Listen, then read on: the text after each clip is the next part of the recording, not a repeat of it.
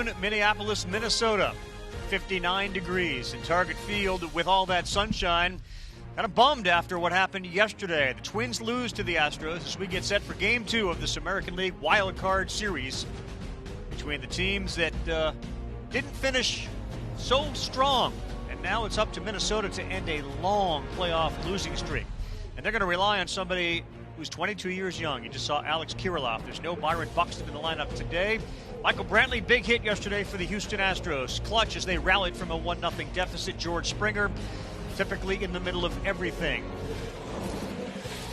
Game 1, it was Sergio Romo. Came on in relief. Bases loaded. Jose Altuve walks. Yuli Gurriel scores. We're tied. And here's this Brantley big hit with the bases loaded. He delivers. Slows the game down.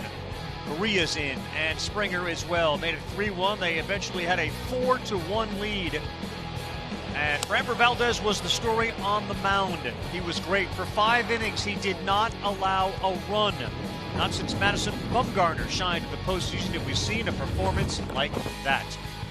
Target Field, Minneapolis, Minnesota, as we welcome you back to the 2020 Wild Card Series presented by Hankook Tire. All right, so here we go. Elimination time. We got Tim Kirkchin here in the studio with me, and of course Eduardo Perez. I'm Carl Ravitch. Eddie, yesterday's game really was a tale of 2 defensive plays that really decided the outcome of this whole thing. Yeah, if you want to win championships, you better have pitching, you better have base running, and most importantly, you better have defense. And Alex Bregman, a shortstop playing third base, provided that defense early on, set the tone with this play against Miguel Sano. Yes, speed had to do with it, but agility also with Alex Bregman made that play possible. Now on the other end of the spectrum, you have a late inning game, pressure's on. Jorge Polanco has to make a good throw right here. Arise, no chance at all at second base as his momentum's going one way. Run scores, keeps the inning alive, and when that happens, that's when you get into trouble. A lot of pressure from the Houston Astros with their defense gave them that opportunity to be up 1-0. 7th inning Iran, that's where all the 4 runs scored, and the Twins struggle with runners in scoring position. They may struggle again today. They do not have Byron Buxton in the lineup. They don't have Josh Donaldson for the series. Tim, they are on an historic losing streak, and yesterday after the first inning, you're like, are we going there again? Right. The Twins have lost 17 consecutive postseason games. That is the longest in the history of North American sports and by far the longest in baseball history. 27 teams have won a playoff game since the Twins last did. 10 teams have won at least 20 games in the postseason since the Twins last did. And it's not going to be easy today without Byron Buxton. He might be the most impactful defensive player in the major leagues at any position. Friends and family, Rocco Baldelli, Minnesota Twins manager, showing zero panic. He's comfortable. He's got Jose Berrios on the mound. You see what he did last year in Game 1 against the Yankees. He's been better, and this guy was outstanding. Jose Urquidy gets the ball in Game 2 for Dusty Baker. See what he did last year in 4 appearances, including a start in the postseason. 1-0, 0-9-0. Will the stars shine today? Guys like Altuve and Bregman. Or will it be the Twins finally breaking that long losing streak and evening this series up? Game 2 is next.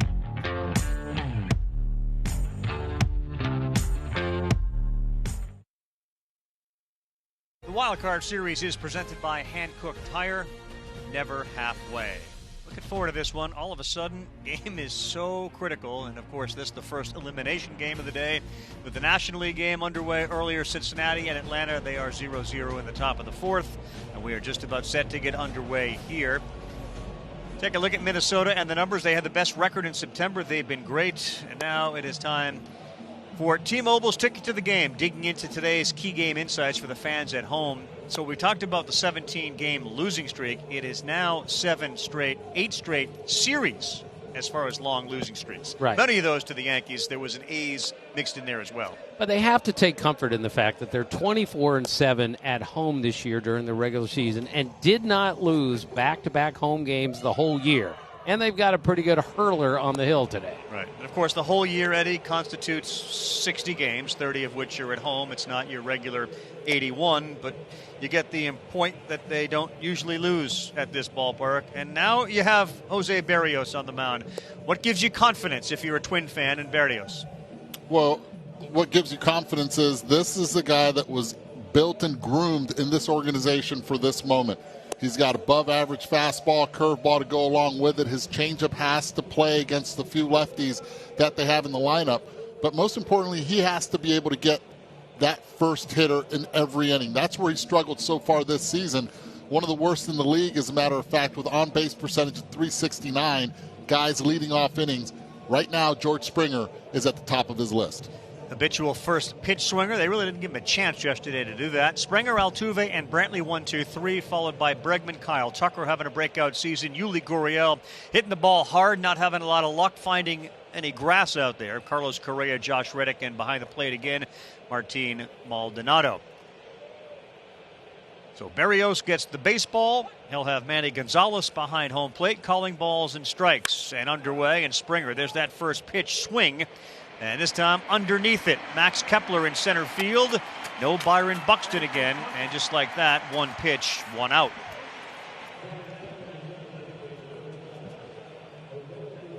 All right, so you got Kepler in center. There's a big story today, obviously. You have a 22-year-old kid, Alex Kirilloff, who's playing in right field, who has never played a game above Double-A.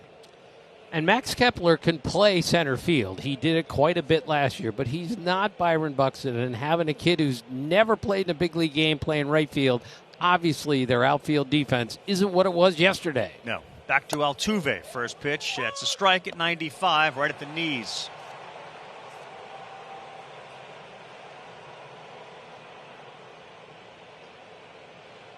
Thought it was one of the most productive 0 for 3 games for Jose Altuve this season. Struggled with the bat, has swung a lot of pitches out of the zone, and yesterday 2 walks in the last 2 at-bats, and the last one a big one. He was swinging at those pitches early on in the season.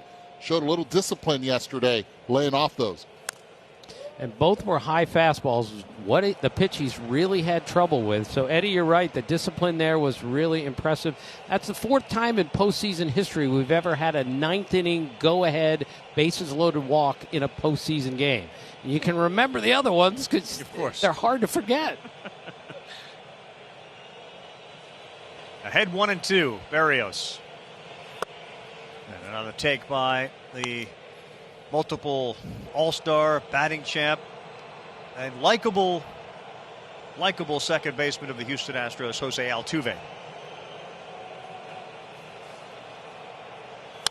2-2. That one hit up the middle. They had the shift on. A rise had to go off of him, and Altuve is thrown out. And a good start so far for Jose Berrios, who has been able to throw strikes, and that was going to be the big question. Will he be able to control his emotions on the mound? He's pitched in postseason play before, but obviously against the Yankees at Yankee Stadium has not provided good outings. He needs to have a good one here at Target Field. So the first 2 down. Here's Michael Brantley, the designated hitter. We've talked a lot about guys and their pulses racing in the postseason elimination game. Not so with this guy. You watch how calm he stands at the plate. Right, and the big hit in the 9th inning yesterday. By the way, he's the only Astro to hit over 270 this year. The last time the Astros had something like that was 1969. It just goes to show you how long it's been since they've been loaded with good hitters, and this year some pretty low batting averages. Pretty low, exactly. That one is pulled foul.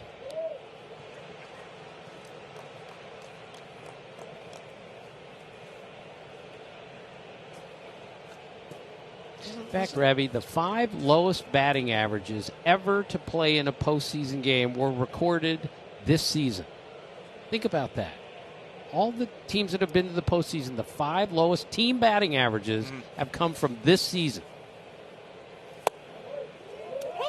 Gets the call. Looked like it was under the zone. Framed by Ryan Jeffers. Brantley looks back and asks Manny Gonzalez. K-zone. If you see pink, it would generally be considered a ball in the strike zone. We didn't see any pink on that one. No, and when Brantley looks back at an umpire, umpires know players. They know what they do. He rarely does that, and you can tell it's a big strike right there from Berrios. And a lot of times that leads to that. Swinging at a pitch that was not in the strike zone. Brantley retired. Good start for that guy in the Minnesota Twins, Jose Berrios. We'll see the Twins for the first time today at the plate after this.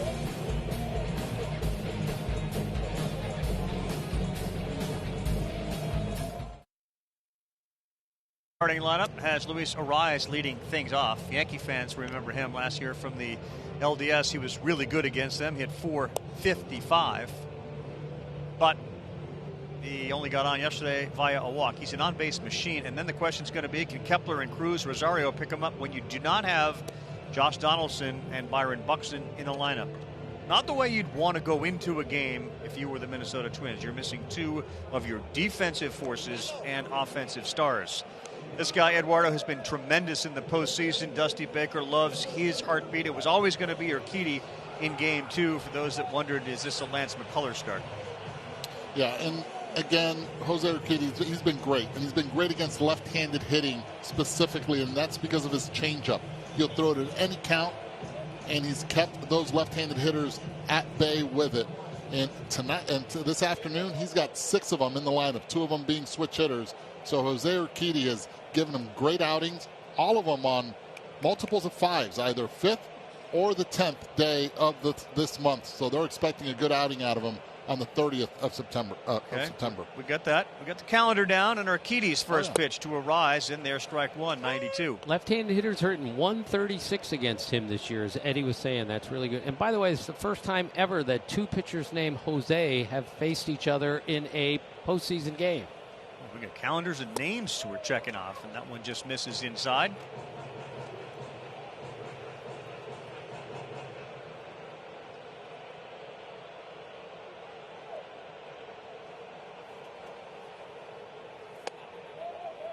Misses down. 2-1. Jose Urquidy burst onto the scene last year, so the best batting average is allowed to left-handers. Right-handers in the 2020 regular season, and there's Urquidy at 136. How about that? You look at those names, and 2 of them did not make the playoff, the postseason, and 2 of them won't be eligible for this wild card. Dakota Hudson actually having Tommy John surgery a few days ago. And the Padres start Chris Paddock. That's right. That's a huge blow to the Padres. 2-2 Arraez, hard guy to strike out, and he keeps that alive, and then he does a little shimmy inside that batter's box, which brings up a lot of memories of what we saw from Juan Soto last year. Arraez has probably been doing it a little longer than Juan Soto has, since Juan Soto is like 7 years old, and Arraez is a little older.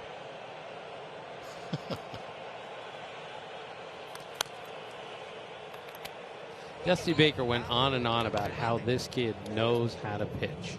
And when you can make stuff up as you go, and that's kind of who he is. If things aren't working, he can figure something else out. Not a lot of pitchers are that flexible these days, and it's a real tribute to him that this isn't working, I'm going to try something else. Look, I'll tell you this right now. If you're Jose Urquidy and you're trying to strike out this guy that you're seeing on the screen, you're in trouble. You're going to go through a long at-bat. The trick is try to get him to put it in play as soon as you can, and it'll save you maybe even an inning of work later on in the game. He had 1 strikeout in his last 15 games. He didn't strike out yesterday, so it's 1 in his last 16 games. And 11 strikeouts all year, which is amazing because in a regular season, 150 guys strike out 100 times, and this guy just says, I'm putting it in play. Already leadoff hitter sees 9 pitches, and there's a strikeout at 95 into the glove of Martin Maldonado. Good battle won by Urquidy. Really good battle. We didn't see his patented changeup a lot in this at-bat. What we did see, though, was the fastball and curveball. And the fastball working again. He's sneaky. See the velocity right there, right over the top. One thing that the Houston Astros do well is they use their effective velocity better than any other organization. They teach it at the minor league level, and the pitchers are ready to be able to use it at the major league level. Eddie, as a hitter, explain sneaky fast with his fastball. Okay, sneaky fast right there. You saw that last fastball was 94.5 miles per hour from Jose Urquidy. But when we use the analytical term of effective velocity, that 94.5 looks like 97. Like that one's just quick over the top. Exactly. You think you see it at one angle, and next thing you know, it appears to rise late. It appears. We all know it doesn't, but it keeps the trajectory in the same path. Max Kepler walked twice yesterday. He got to bounce around the lineup a little bit. He's batting second today, batted third. He's hit leadoff a handful of times this year for Rocco Baldelli and won't chase that one up in the zone.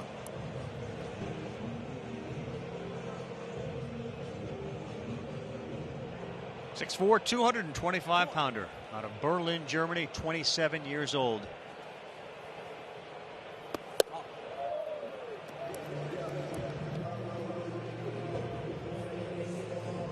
Who said this isn't an international game? Germany at the plate, Dominican Republic on deck, Mexico on the mound, and Puerto Rico receiving the Mexican hurler. That's outside. You can hear the call from Manny Gonzalez. Ball out, and Kepler, like yesterday, had a couple of walks. He's aboard with a walk here. And here comes Nelly Cruz, the designated hitter. The ageless wonder that is Nelson Cruz. Just think a lot of times players get older and power disappears. Not the case with this guy. He's been incredible. He's been great in the playoffs. 287, 17 homers, 36 RBI, 357 on base in 45 career playoff games. That's been with Texas, Baltimore, and Minnesota. And only Albert Pujols has more postseason homers among active players with 19.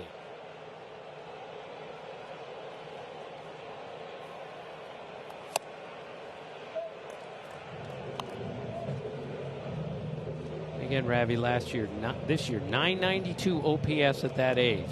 Fifth guy ever to have an OPS that high at that age.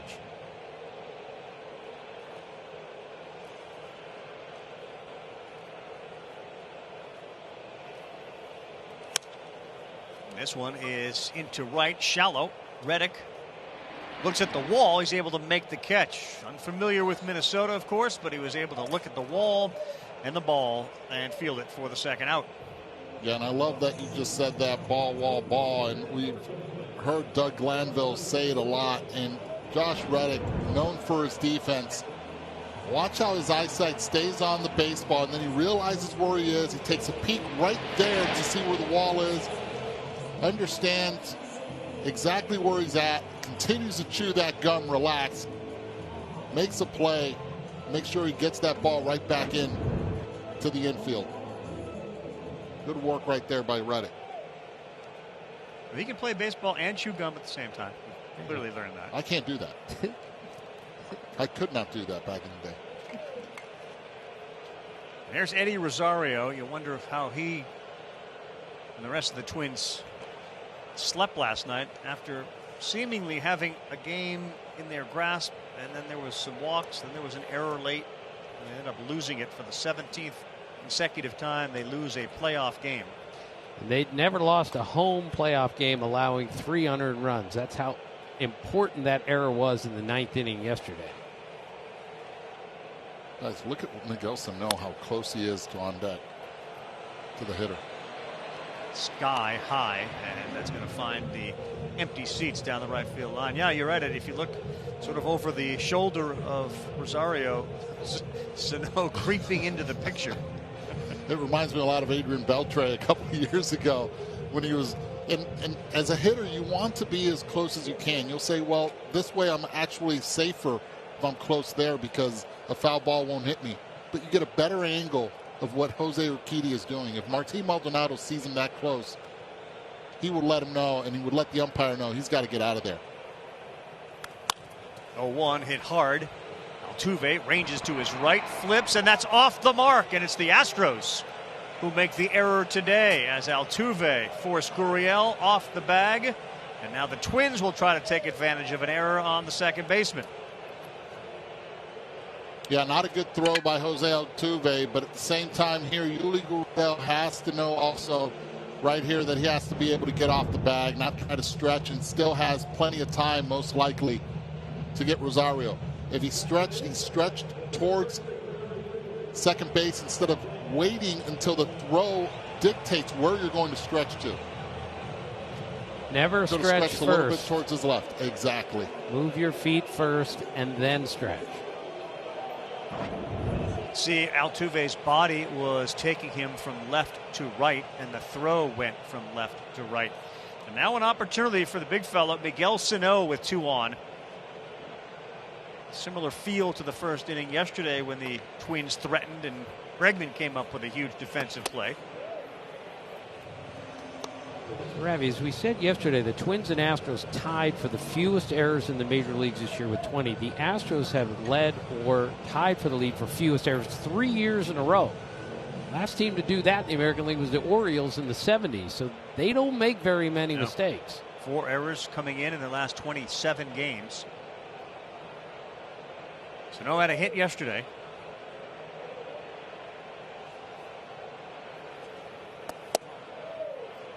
High strike is not something that appears that Manny Gonzalez is going to call strike today. That one was outside the zone. As K-Zone shows you in the upper left-hand part of the screen, actually did get a little nick to the backside of that strike zone. He's going to need that pitch and that call up in the zone to make his changeup effective later on in the game. So far has not used it frequently at all. Gone more with the 4-seam and curveball. Now way behind 3-0 to Sano with the rookie. How about this possibility? A walk to load the bases to bring up the 22-year-old Alex Kirilloff, who hasn't played in a game in over a year. A game in over a year. Eddie, you're swinging 3-0 here? I give him the green light, yes.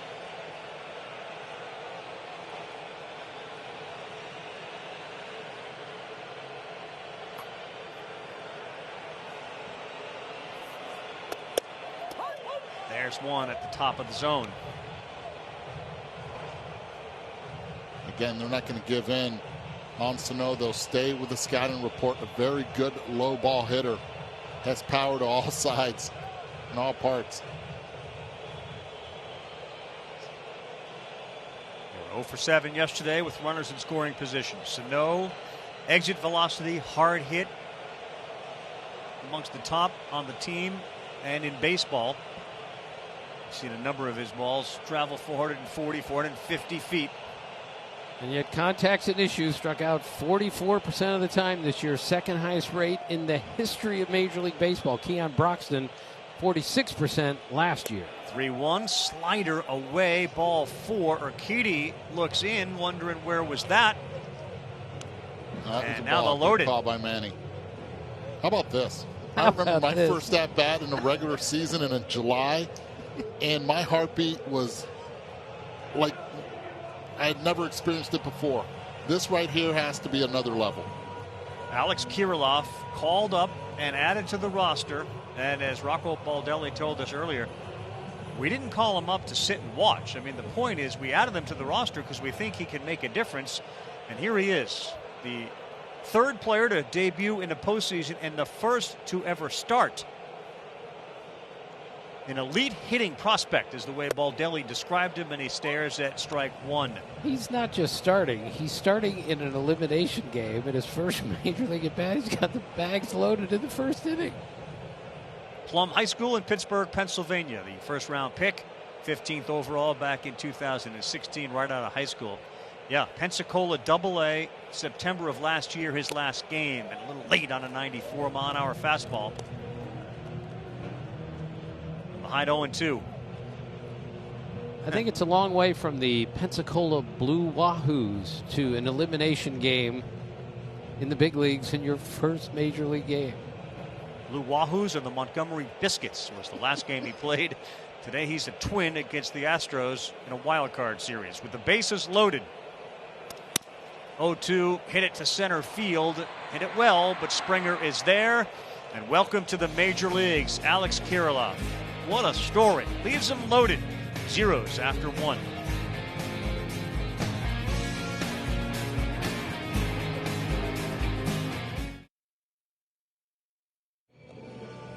Twins manager Rocco Baldelli joins us now. It is 0-0. You're looking at Alex Kirilloff. Great opportunity for you, Rocco, to explain how he found himself in the middle of this. He comes up with the bases loaded, gets the bat to the ball, and flies out. It's an incredible story. Tell us why Alex Kirilloff is playing today and what we should look forward to seeing from him. Well, I'll tell you this. He's a young player. He hasn't had major league experience, but he's a really talented young man, and he can really swing the bat. He's a guy we thought so highly of. We carried him on this roster, and frankly, if we're going to carry him as a guy like that, we're going to want to use him in certain spots, and this is one of those spots. I'm looking forward to watching him play today. For Twins fans that found out late this morning, perhaps, that Byron Buxton wasn't going to play, what's the latest on his condition? Yeah, Buck is not able to start the game today. Firmly understand that everyone is going to want to know exactly what's going on at this moment. I'm not going to be able to get into the details of why he's not going to be able to play, but he's physically not at 100%, and so he's not going to be out there. And it's the right move. And in time, we're going to learn more. We're going to continue to learn more as this game goes on and throughout the day, and hopefully we get a win today, and we have a discussion later on today and tomorrow morning. Okay, so that does not take Byron Buxton out of the equation for tomorrow if you guys were to win this game. No, I certainly wouldn't want to do that, and honestly, we're going to continue to monitor him throughout the day today to see if he's able to help us in any possible way. I mean, he's of course such a valuable piece to what we do here. He does so many things to help you win a ball game. He single-handedly wins a lot of games. So anytime you can have him available for anything, you definitely want it. Rocco, you've been great at home. Last question. You haven't lost 2 in a row all season, albeit a short season. How would you describe the Twins team and the way they approached this game relative to what you saw after the game and today pregame? Yeah, we approach every game the same way. Our guys prepare and are able to focus and are able to wipe clean anything that happens the day before, whether it's good or not so much. That's a heck of a play right there. Wow. Sure is. Berrios bounces off the mound as Tucker tried to bunt into the shift. Heck of a play. Wow. Yeah, our guys are ready to go. You're going to lose games. We played a good close game yesterday. We weren't able to execute and get it done, but our guys are ready to go today, and it should be a fun afternoon. All right. Well, I assume this is going to be a long managerial career, Rocco, and we certainly wish that the case. But when you're ready, TV seems to be in the future as well. Thanks so much, bud. Great talking with you guys. Thank you. See ya. And guys, that right there was an ay papa moment from Jose Berrios. Again, he knows that the third baseman's not there at all, so he's playing that position after he delivers an easy 1-2-3 inning in the top of the second due to that defense by Jose Berrios. Eddie, you keep going, brother. You take it to break, Eddie. Take it. Ay papa. On the day where Roberto Clemente hits his 3,000th hit, 48 years later, he makes that play.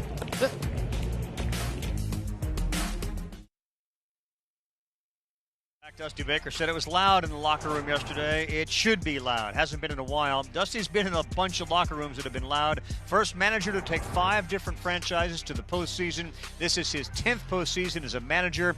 He, of course, has been to a World Series. He's looking for his first World Series title. He's one of our favorites, and he joins us now. Dusty, so in a wild card, you took me back to 1981 during that strike-shortened season. You've experienced something like this before. How important is Game 1 in a best-of-3? Well, it's very important. I'm telling you, it's like 1/3 of your season, and then today is like 1/2 of your season. So every game is big time. You can't get down 2-0 like you can in a 7-game series, or down even 2-0 in a 5-game series. So that game was yesterday was very, very important. Dusty, you've seen just about everything in your life in baseball. Have you seen anything that comes close to what this whole season was about? No, not at all. I mean, I've never seen anything like this. I thought I had seen everything, but they say you come to the ballpark, you're going to see something new almost every day. And I tell you, it's been different for us on the road. You can't hang out, you can't go out, you can't go to dinner or have drinks or one thing I've noticed, I've saved a lot of money. I am serious about that because, like, every day I'm like, man, where'd I get all this money from? Same money I had yesterday. Because all you do is go back to your room, you know what I mean? Dusty, yesterday you went analytics but also gut feeling. You left Valdez in against the right-handed hitter. What was your decision making there? Was that the eyeball test, or was that like, well, you know, that was the middle innings as far as he was concerned. It was the ninth inning in the game, but it was the middle innings, you know, for Framber, and he's usually better between 50 and 100 pitches, and that was his, you know, fifth inning. He's the guy that I had that was the best guy that could throw up a double play. He really didn't need a strikeout because we were still in range, you know, to tie the game with the homer. So I needed a double play out of Framber, and he's a heck of a double play man. Boy, this wind's gonna cause a little havoc today because I can tell you the flags are blowing one way, but they tell me they're going the other way in the outfield. So this is going to be a real test for us in the outfield. Give me a little scouting report, because we're not there. So the wind is blowing which direction? Well, the flags are blowing out to right, but then they're blowing also out to left, and so you don't know if it's a crosswind or if it's a swirling wind or what. I mean, it's the first time we've been in this state, the first time I've been in this stadium, and the first time I've been here under these conditions. Amazing. All right, Dusty, thanks so much. One of our favorites. We appreciate it. Good luck the rest of the way. All right, I'll see you later. See you later. All right. I wonder if Dusty knows about Venmo. You know, if he's feeling so filthy rich, I got an account he can fire some cash into. This is the same money I had yesterday.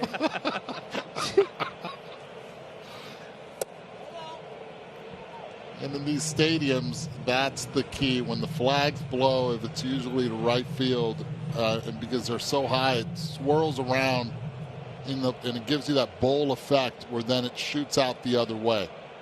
Astros had not played one game here this year, so it's a learning experience as they go. Isn't that interesting? As long as Dusty's been around, yeah, he's never been in this ballpark before. Now he's playing the two most important games of the season.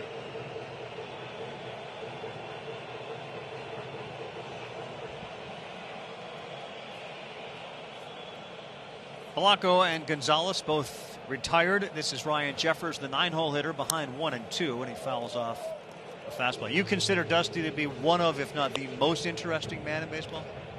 Joe Maddon's in there too, but as far as being wise and worldly and having seen just about everything good and bad, I would put Dusty at the top of the list, and no one, and I mean no one, tells a better story than Dusty Baker. Good pitch and a good inning for Urquidy. He backs up Barrios. An update on the other game that is going on right now as we continue.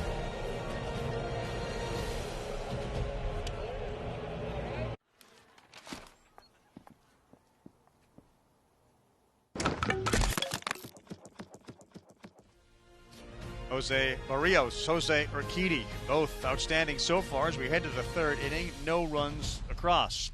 Authentic caps, tees, jerseys, hoodies, and more. Get all your postseason gear and cheer on your team at home with the official source, MLBshop.com. Dusty's a beauty, isn't he? Beauty.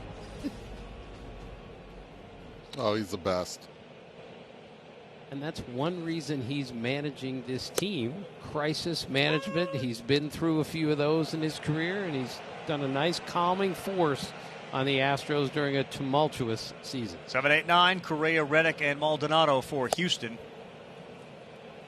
Eddie, so far, what have you seen from Jose Barrios? First hitter, that was the thing that I was going to be watching, how he's been able to keep his composure and be able to throw first pitch strikes. That struggled this season, trying to get that leadoff hitter in the inning from reaching base. And that's what gives him the opportunity and the mojo to move forward and confidence of throwing any pitch at any time. Right there, that's a hitter's count. 2-1, all of a sudden he goes with the curveball and feeds off Correa's aggressiveness and now evens the count at 2. I'm not sure there are hitters counts and pitchers counts anymore with the way these guys mix it up. It's confusing for a hitter.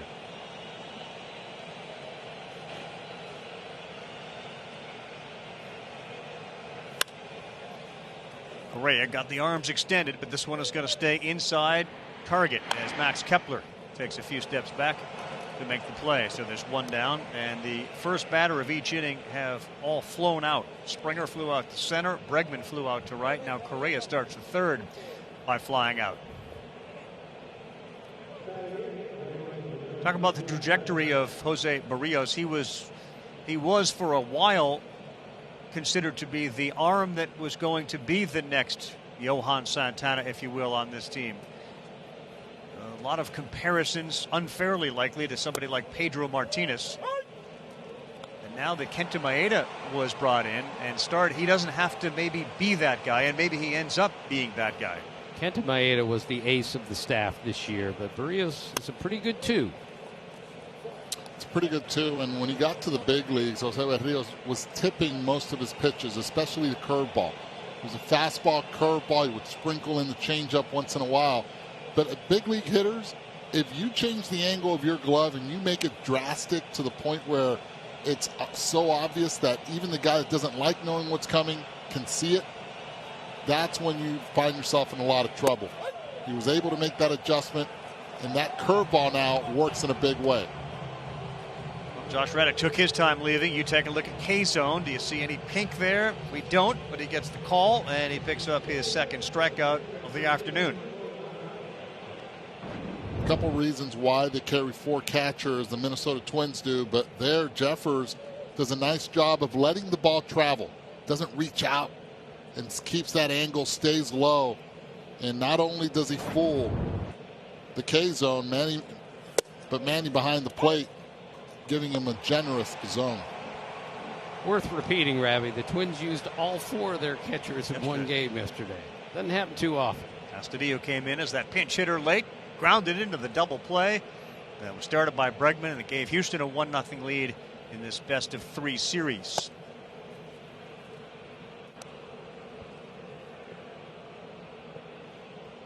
Martin Maldonado tweaked his knee late in the regular season, the 60-game regular season, and Dusty, prior to the wild card series, was very concerned Maldonado wouldn't be able to play. It even looked like yesterday maybe he tweaked that leg a little bit, but he's back here in the lineup again for the Astros. And as Dusty said, arguably as important a guy as we have. Like, we are in big trouble if we don't have Maldonado. He calls a really good game, and he can really throw. I told Eduardo that his nickname is the Machete. Did you know that? I heard you break that news to Eddie, yeah. Of course, it was the other way around.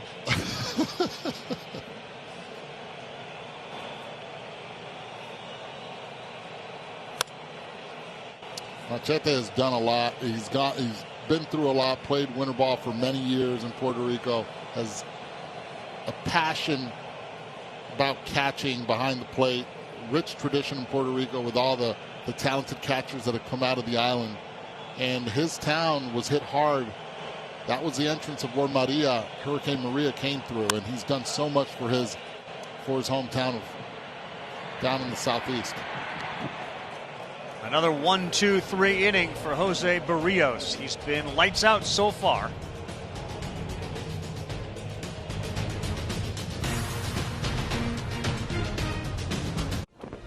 You're watching the 2020 Wild Card Series presented by Hankook Tire. Carl Ravitch, Tim Kirkshin, Eduardo Perez, and the Astros and Twins. 0-0 has been a very good pitching duel so far, early as it may be. Jose Barrios and Jose Urquidy. No hits yet for either team. First pitch from Urquidy, called strike 1. So Urquidy is one of 15, in spite of the fact he was there last year in the postseason, one of 15 rookie pitchers that were used by Houston this year, which is the same number the Miami Marlins used. And the Marlins were in a pandemic situation there. For the Astros to have just as many when the Marlins had to go get all these rookies just shows you what the Astros went through.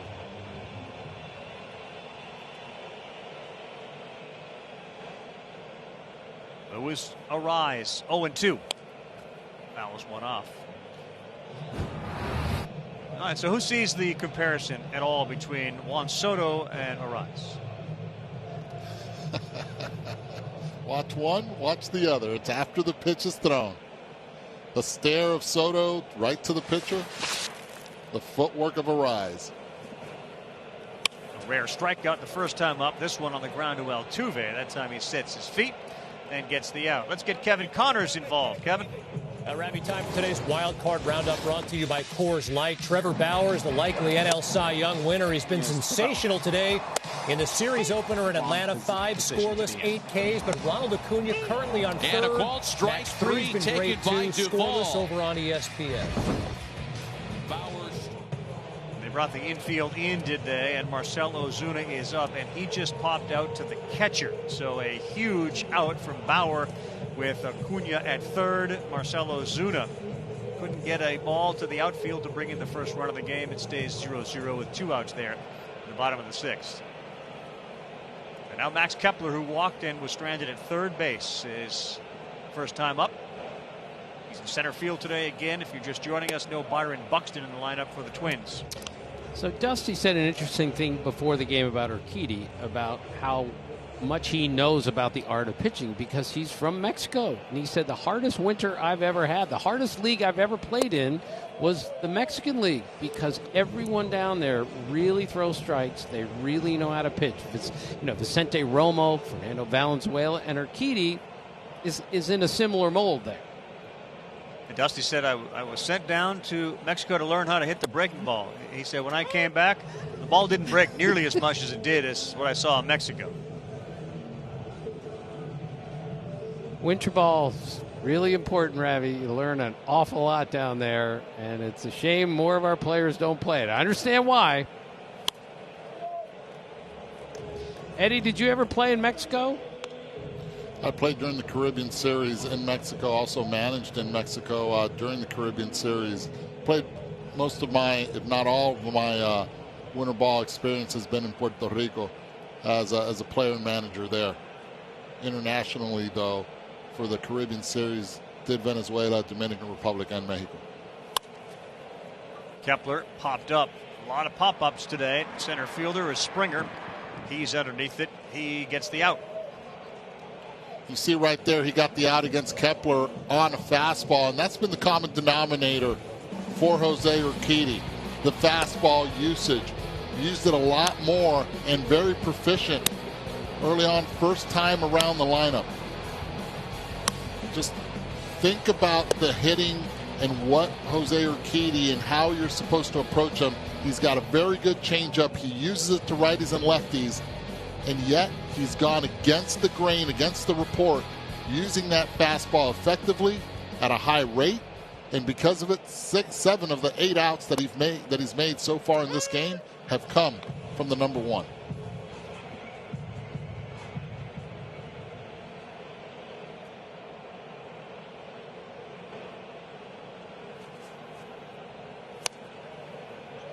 Nelly Cruz behind 0-2.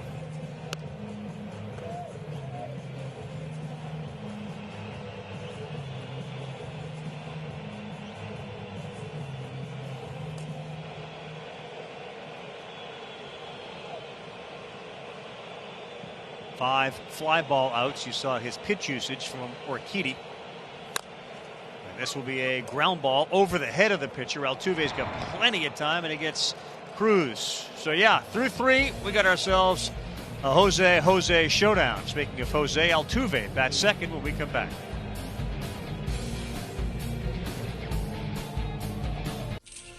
Welcome back, everyone. Major League Baseball, Twins and Astros, Game 2 of this wild card series, and a long-time, so productive offensive player from Minnesota, Nelson Cruz.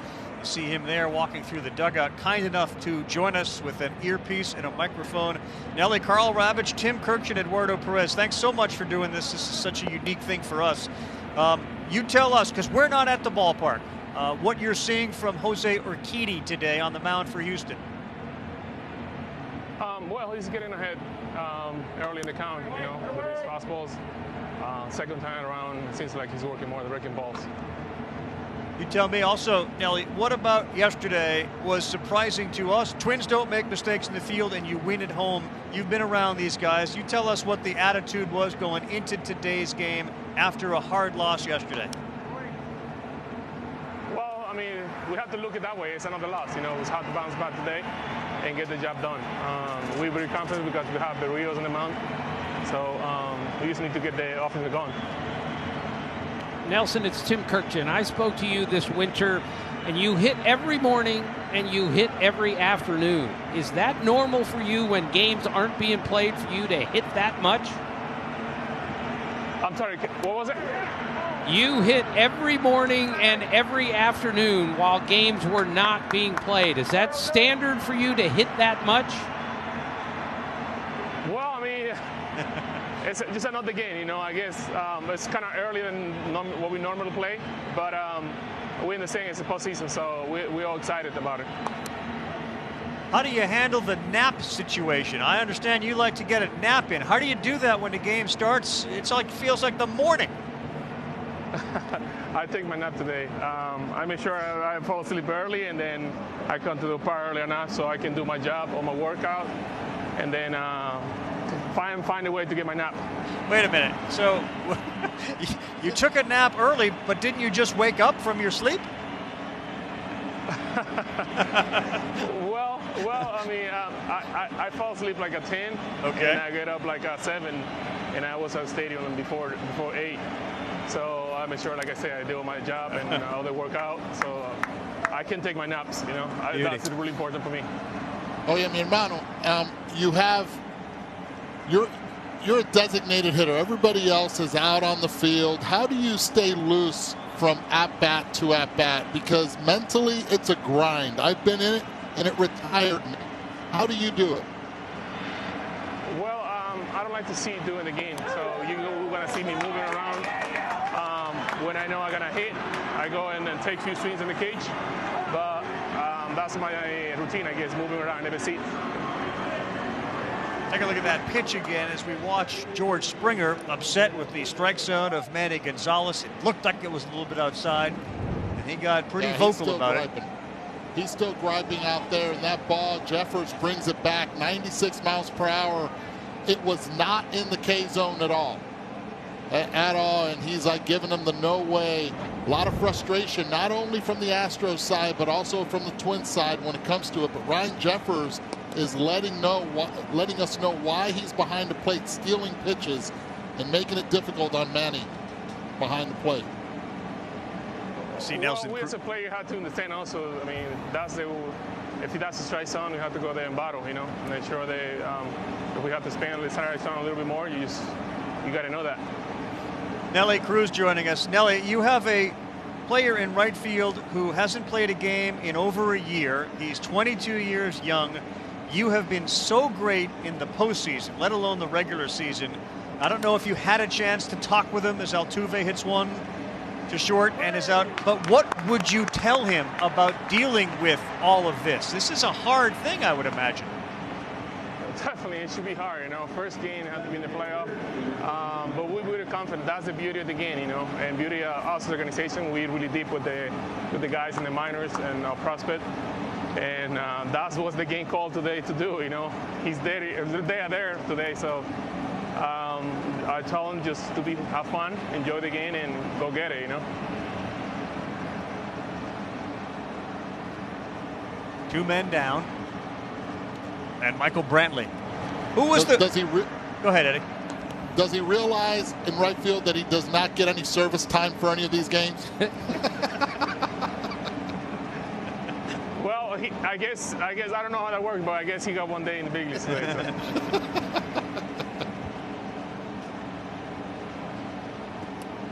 Nelly, who was work for service time too, you know? Yeah, who was the guy that would whisper to you about your, like, who did you talk with when you came up to the big leagues? If you're going to give Alex Kirilloff some advice, who gave you a lot of the advice? I was humble and great enough to have Michael John on my side when I was at the Rangers, and he was a great leader. He always give you good advice. He always positive, and that was the guy that I tried to be like. Michael Young of the Texas Rangers. Yes, sir.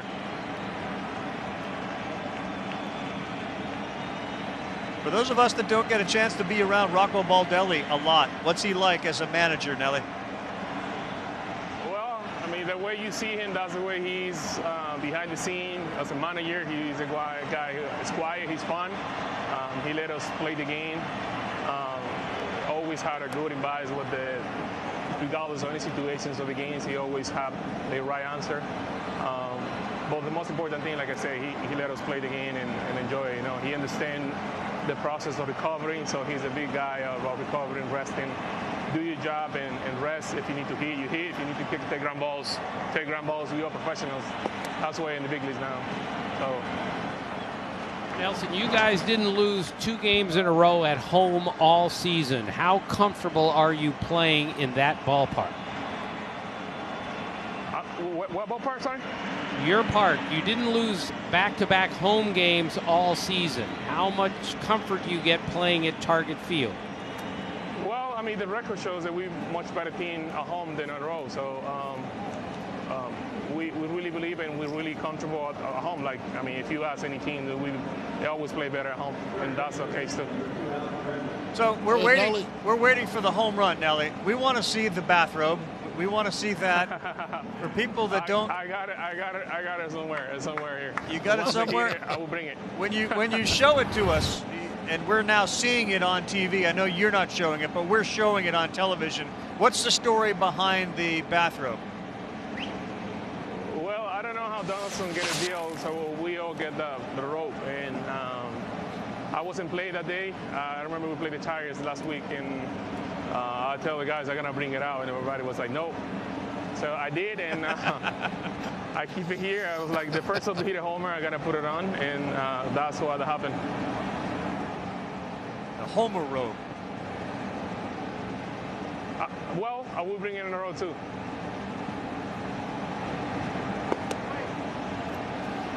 Nelly, I saw that you posted on Instagram the pride of being a Dominican and having Ozzie Virgil having been the first Dominican in the big leagues. Could you explain how important it is to recognize that? Well, for us, Ozzie is like Jackie Robinson. You know, he was the first one to break the collar, and for Ozzie, he was the first Dominican, you know, who opened the door for us as a Dominican. So we all have to admire that and respect that, and that's why we that day we honor him.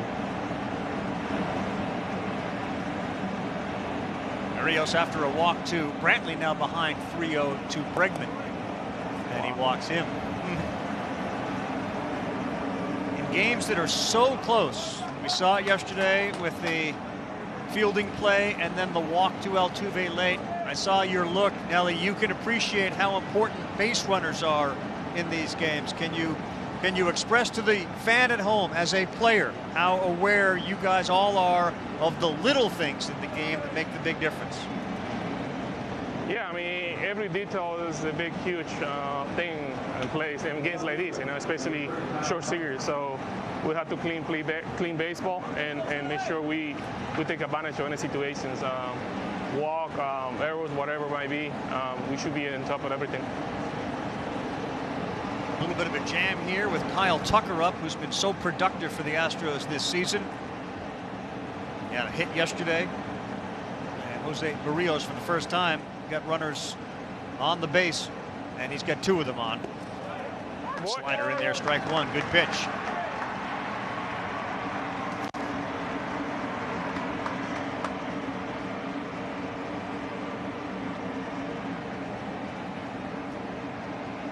Nelly, if you would otherwise get involved verbally in the game, feel free to encourage your players. I don't want to interrupt what you would otherwise be doing. We don't want to get interference here. You do what you would do. Okay, guys, thank you for having me on. We'll listen to the sound from Nelly Cruz for the remainder of this inning and perhaps a little bit more, but we're not going to ask any more questions. Thank you, Nelly. Yeah, you got it, bud.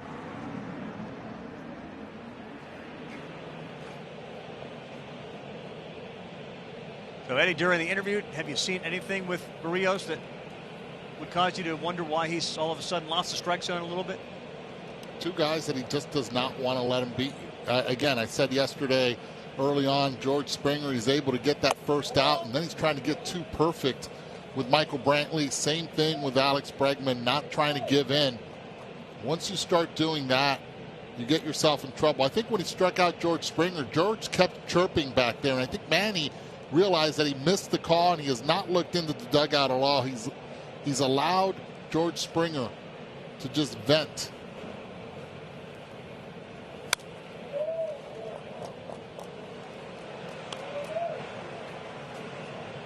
George was pretty warm after that strike call. I don't blame him. I get it. You're in the heat. You're in the grind right there. You're in the heat of the battle. Then all of a sudden you get a pitch that's outside, called strike 3. There's no coming back from that.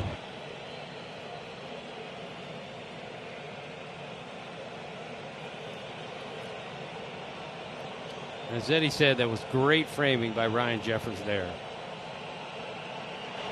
2-2, big pitch. Kyle Tucker, 4th inning, 0-0. 2 men on. And he got jammed, but this one is a seeing eye single. It's going to get through, and the Astros see Brantley come around to score, and they lead it 1-0 as Kyle Tucker delivers the first run of the game.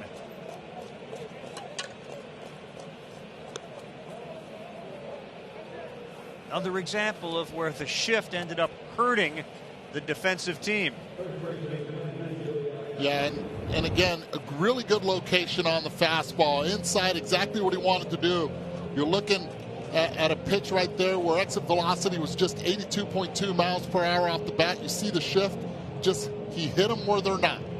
Gets that run in. Sometimes you have to put yourself in a position to be lucky, and Tucker put himself in that position.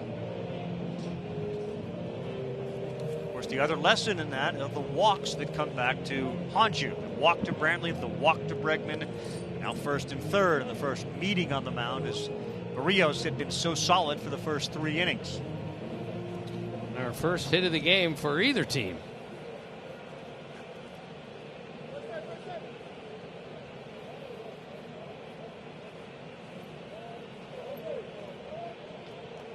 Now another dangerous hitter. You know, the thing you've got to remember about the Astros, in spite of their under 500 record, and in spite of all that has gone on with this team, you have Springer and Altuve and Brantley and Bregman and improved Tucker, Yuli Gurriel, Carlos Correa. We asked this question yesterday around the 5th inning when they were down just 1-0. Why not Houston? If they're going to get good pitching performances, why not Houston this year in the postseason? Well, I would answer that with no Garrett Cole, no Justin Verlander, no closer at this point. But yesterday was another example of what veteran players who've been here before can do at the bat in the biggest situation. Gurriel, that is a foul ball. And even though they slugged almost 100 points lower than they did last year, these guys are all tested this time of year. You got to have faith in the Gurriels of the world in a big spot in the postseason.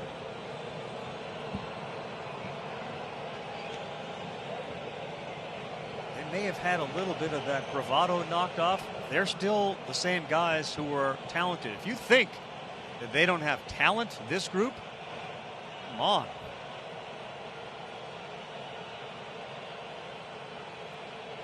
Oh, 2, Barrios to Gurriel, jammed him too. He's got good location today.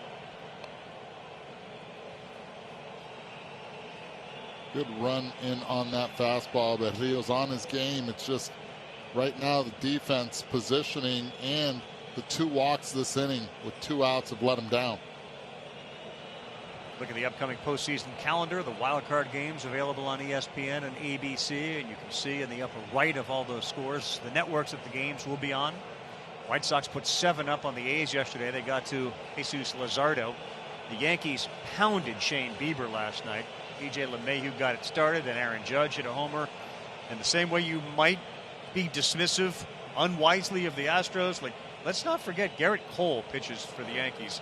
He was really good last night, dominant. No walks, 13 strikeouts. Tom Seaver's the only other pitcher in postseason history to have a 0-13 game like that. And he did it on the road against the guy who's going to be the unanimous choice for the Cy Young win. Without question, Cody Stashik warming up in the Minnesota Twin bullpen. We saw them yesterday. They were fairly effective.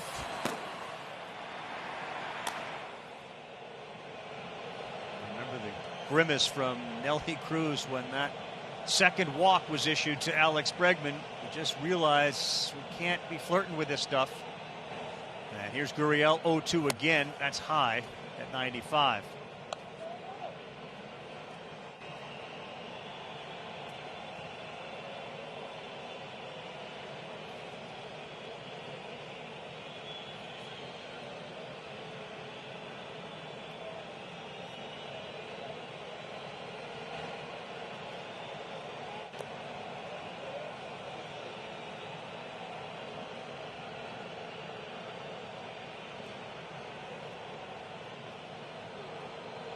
A lot being asked of the Twins, guys, with no Donaldson and today no Byron Buxton. Their offense has been very quiet through the first game, and now 4 innings. Another jam shot, this one to third across the diamond, and they retire Yuli Gurriel. That does it in the inning. Houston gets the first. It's 1-0 as we'll see Rosario, Sano, and Kirilloff after this.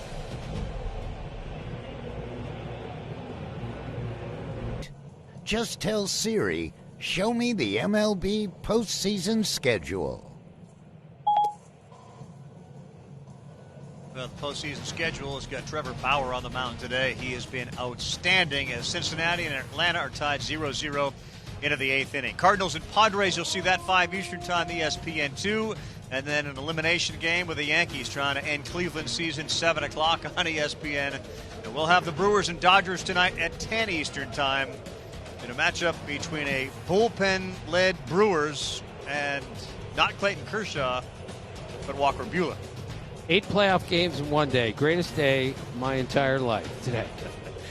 Hard to argue that. If you love baseball, it is hard to argue that this doesn't feel like an NCAA tournament Thursday or Friday.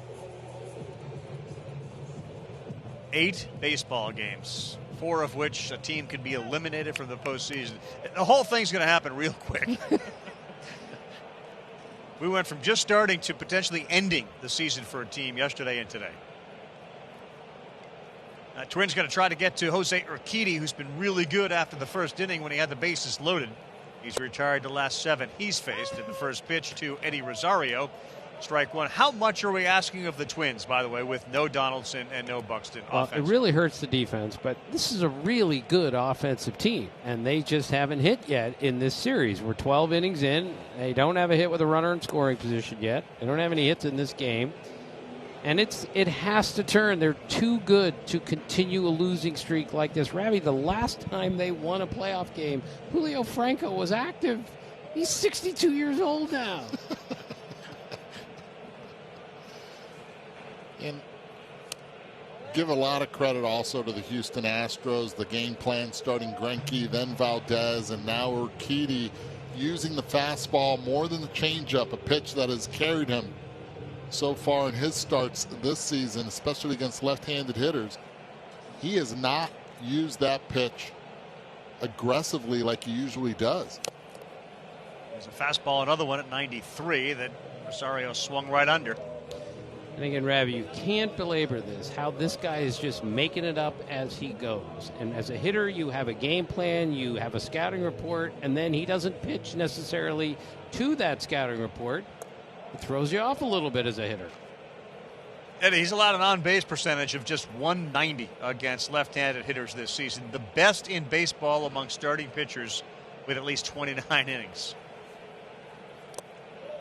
Yeah, he's been good. He's been aggressive, but he's used that fastball and curveball more often to the lefties in this game than he has. And as a former hitting coach, when you have those meetings with your hitters, especially when you have 6 left-handed hitters in the lineup and he's dominated lefties this year with reverse splits, you have to keep that in the back of your mind. And now that fastball that's coming in around 93 to 94 miles per hour appears to be even faster, and it creates that right there. Swings and misses or fly balls to the outfield. Corn for Springer in center field. He's been busy today. Hugo of Hair by Hugo believes every customer deserves the personal touch. I'm the Hartford Buck, and I believe Hugo's business does too. With insurance designed for your small business, the Buck's got your back.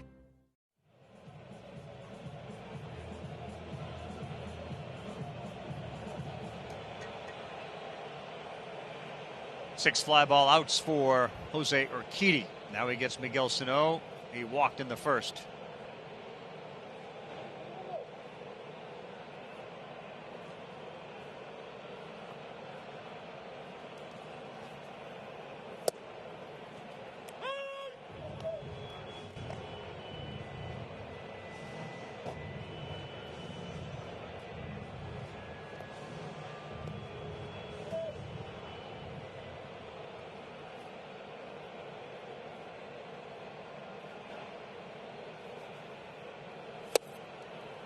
About that slider down, and then 93 up at the top of the zone. He gets Sano to swing and miss. Now I'd be surprised if the next few pitches are out of the zone to try to get him to chase. Sano, prolific strikeout hitter. You get him 0-2, there's no need to make any mistake in the quadrant. That's one. Now here comes most likely the slider down and away.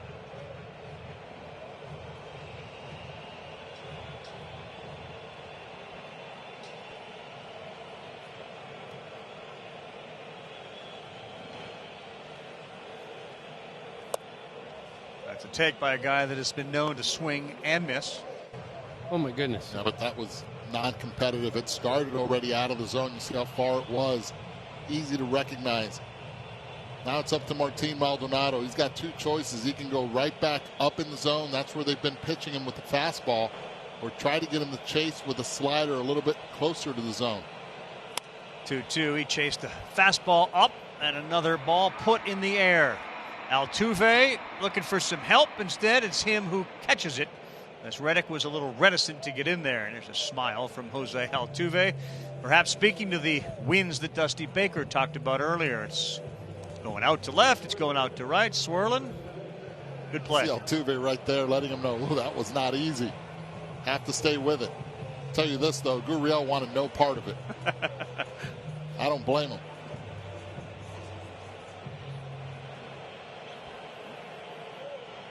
This brings up Alex Kirilloff. Watch right here. You as an infielder, you call it and you wait and try to wait until see if you hear the outfielder. He doesn't hear him at all, so he continues to go after it. Reddick was like, no, you can take that. You're hoping to hear the outfielder call you off there. Oh. I'm just happy when I played there was none of the outs above average stat or anything, or jumps off contact, because I used to jump the other way. I had great jumps. They were just the wrong way on purpose.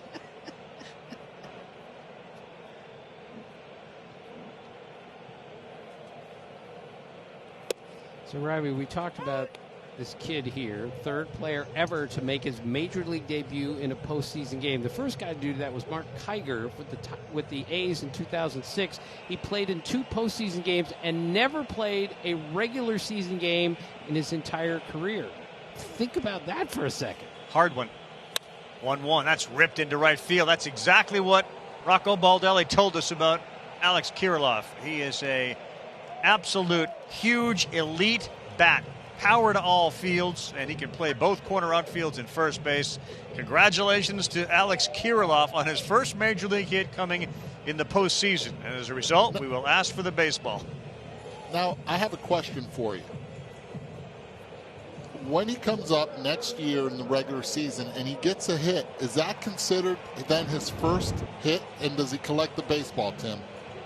Yes, it will be his first major league hit, because we don't we count them, but they don't count towards the regular season. What? Totals. So, yes. On the mantle, he'll have a first postseason hit before his first major league hit. Right. Our Mark Teixeira hit a walk-off homer in a postseason game, but he had never hit one in the regular season. So when he did, it was officially his first walk-off home run, even though he hit one in a postseason game. How does that make any sense? It doesn't make any sense, but we don't connect. Who's we? Who? Can you fix that? Who's we? He just got his first major league hit. That's what that was. I think we watched it. Nope. No. He hasn't even had his cup of coffee yet. This isn't a cup. This is a mug.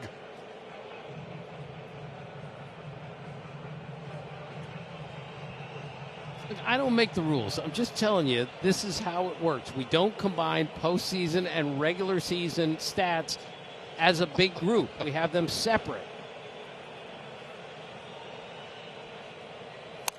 Polanco, that's a swinging bunt effort, and Urquidy will go to first to pick up the out, the third out of the inning. Kirilloff got a hit. Wasn't really a hit. Says a hit for Minnesota. Says one.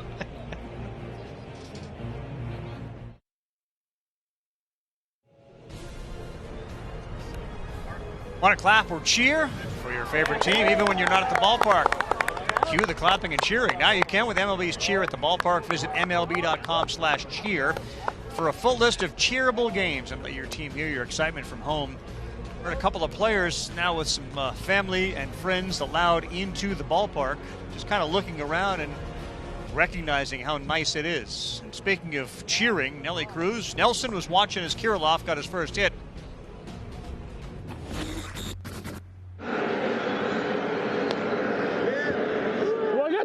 Got two. No, go back.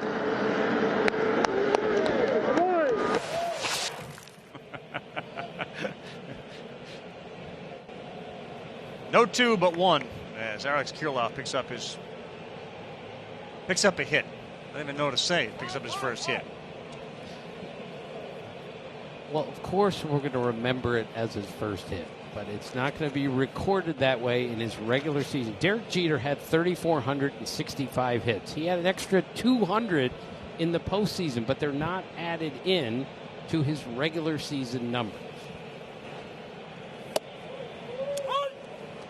Strike to Carlos Correa, 7-8-9, due up here in the fifth inning, a 1-0 game. Houston, after two walks last inning to Brantley and Bregman, Kyle Tucker delivered the first run. That one is hit hard in the hole, smothered though before it got there by Marwin Gonzalez. But that is going to go as a hit for Carlos Correa. And now we get to see that first hitter on base for Jose Berrios. You want him pitching from the stretch. Here, Marwin Gonzalez doing the best he could, going to his left, not being able to make the play. Again, sure-handed at every position in the infield. Super utility player, can also play the outfield. But it's a play he makes that play, and I wonder if the loss of Donaldson defensively at third, the loss of Buxton in the outfield is going to come back and haunt the Minnesota Twins. And not an easy play, Ravi, but a much easier play for Josh Donaldson than for Marwin Gonzalez. And I think he makes both of those plays these last 2 days.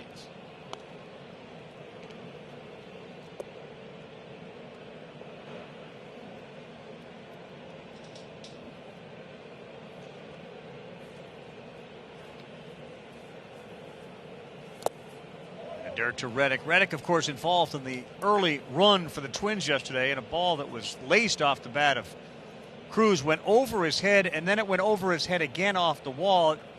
Watched that replay several times.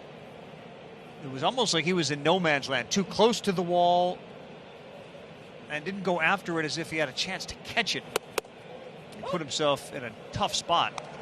Again, this is what happens when you haven't played a lot of games at a ballpark and you don't have all that time to go work on it 3 days beforehand. It's tricky sometimes.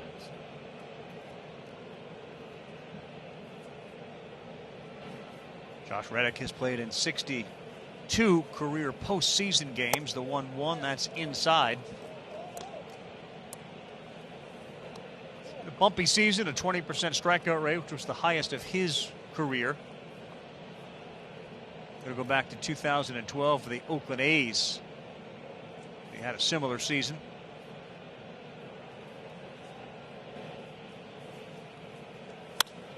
This one he hit to right center field. Kirilloff is going over. Sliding catch. Alex Kirilloff. Max Kepler gave way to the rookie right fielder, and he comes up with a web gem. Well, that was one very good communication, two going after it right there. Saw Kepler going behind, Kirilloff going after the baseball. Communication's great as Kepler's already on the left field side of the ball, and Kirilloff knows this. He goes after it, nice stretch, letting Rocco Baldelli and the Minnesota Twins know one of the biggest reasons besides his bat why he's in there. Calls it off, never takes his eye off it, completely stretched out, beautifully done, keeping Correa at first base and getting the out. That's a great catch. Are you kidding? First game in a year plus? That's a great catch. Are you speechless? No, I'm just thinking if Byron Buxton is playing in this game, he catches that ball. But he's not. The kid made a great play. That's not the point.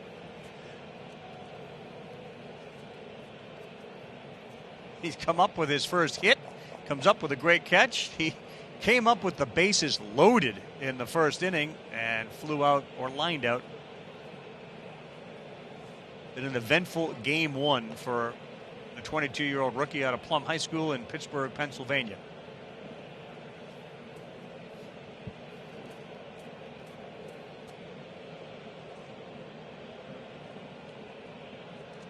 It's a great play. Still won't count. Doesn't win the record books, Carl.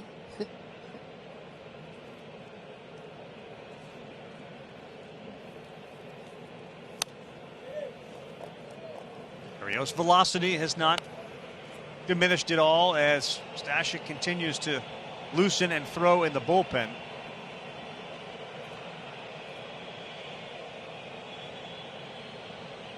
Remember, the Twins have a very deep, versatile bullpen. Probably set up a little better than the Astros bullpen here in a close game.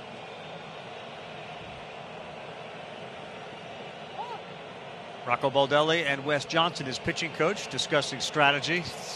Rios has been really good today. Those two walks haunted him with the Kyle Tucker single, but that's it. And the 0-2 to Maldonado. That's outside. 1-2.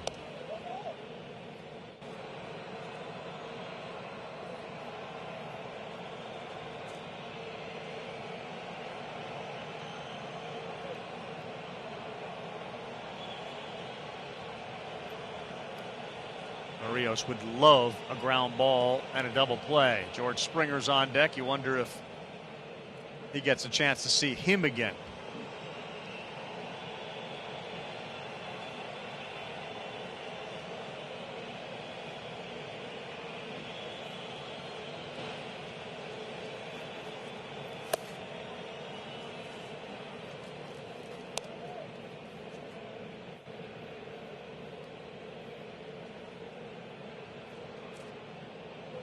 Can't go to sleep on Martin Maldonado. He will guess. A very good guess hitter. Catches one front. He's got good pop to the pull side.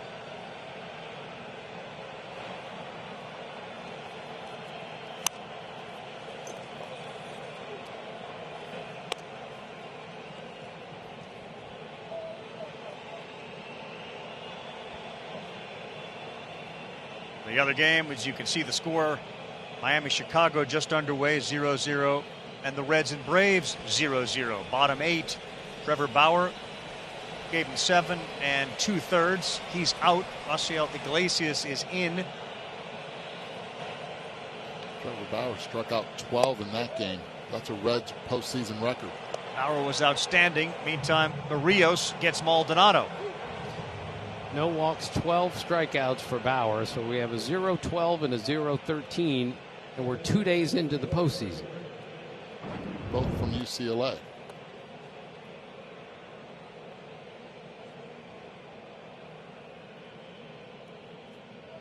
Elevate and celebrate, Eddie. Yep, that's where to pitch. Today's game, you're looking for something soft. You get that, you have no chance whatsoever. Good pitch to George Springer. Slider, strike one. Springer still upset. He is upset. You can see he was not happy with a called third strike his last time at the plate. And now Manny Gonzalez, the home plate umpire. First pitch, called strike. On the ground, and an easy play to second for the force out. Berrios looking to get his team fired up. It's 1-0 Houston as we head to the bottom of the fifth.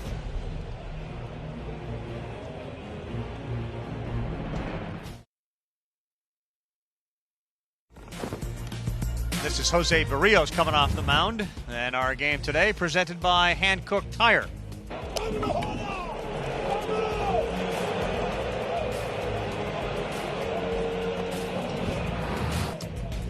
Eddie, what's he doing there? What's he saying there? He's giving them a chance. He's giving them a chance on the mound, and he wants that offense to wake up.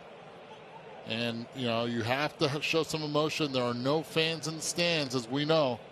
And it's up to the players themselves to be able to ignite a little bit of enthusiasm and belief in themselves, because right now they're playing a little flat. One hit today came off the bat of Alex Kirilloff. Other than that, nothing for the Minnesota Twins. And they had the bases loaded in the first. It was Kirilloff who came up and ended up flying out to the center fielder. Gonzalez, Jeffers, and then back to the top of the order. Ravi, I think we all agree that we really miss the fans this year, the energy that they bring. But it was striking to me yesterday just how quiet that place was when there were several situations in the late innings where it would have been exploding all around. It's just so different.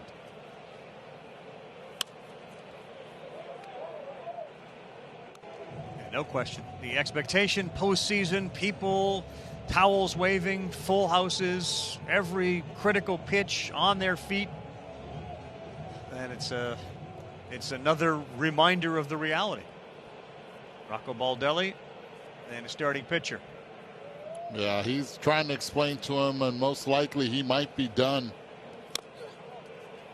for this afternoon. But he's trying to keep himself and maybe focused of like, come on, let me give you another one. But when you see that right hand, put it on the shoulder of a pitcher, you know pretty much that's it. But we love that he wants to stay in. Well, I'll ask both of you, what did you see in Barrios that would say it's time to take you out? Again, we saw yesterday the Zach Greinke situation. This is a team based on analytics. You try to catch it out in front before it even happens. It's not about the eyeball test anymore. It's about third time around the lineup. Are they going to give him the opportunity? It looks like they're not. Altuve got rid of it real quickly. It got by. Marwin Gonzalez will turn. And that was like a little sand wedge from about 48 yards out with a little backspin. And no chance to get Gonzalez. So a leadoff single for the Twins. Keep an eye on Altuve right here and Gonzalez, because those two are best friends. They're best friends, and Altuve almost made a spectacular play on what would have been a hit to Marwin Gonzalez. And I guarantee you there was afterwards, Gonzalez is like, really? You're going to make that play on me? Okay. Inseparable in Houston since they were together 2012 and 13, and moving on forward until Marwin left to go to the Minnesota Twins. Let's see what Minnesota does here as they pick up their second hit of the game. Ryan Jeffers will bat, the catcher in the 9 spot.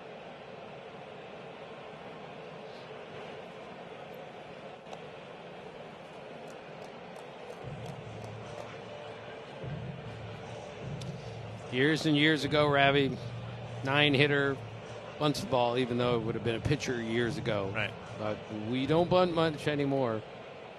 The Reds and the Brewers are in the playoffs, did not have a sacrifice bunt this year. Yeah, but right now, and Dusty Baker wants to throw over again just in case. If there's a time to bunt, you have the 9-hole hitter. Jeffers at the plate. You have a Rise that's going to put the ball in play no matter if it's a lefty or not, as you see Brooks Raley in the bullpen with Kepler on deck. You want the top of your order up there. This might be the best chance, that or a hit and run.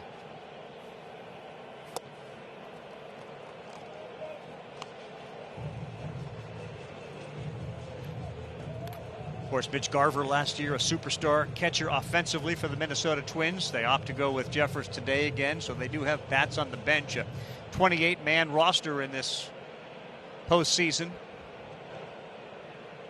Because they have 4 catchers, they could have easily tried here to pinch hit Alex Avila. And if they would have countered with Raley, then you can easily then bring in Garver, who had 30-plus home runs last season against the lefty. One reason they're not as great an offensive team as last year is that Garver had 31 homers last year and is hitting 167 this year. Yeah, but I'll take my chances lefty. Him against the lefty, though.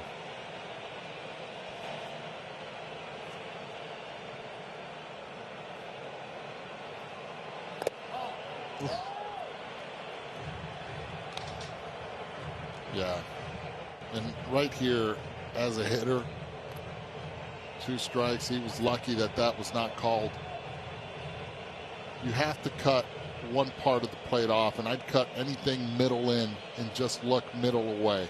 He throws it hard in, get jammed, protect. But right now, look away.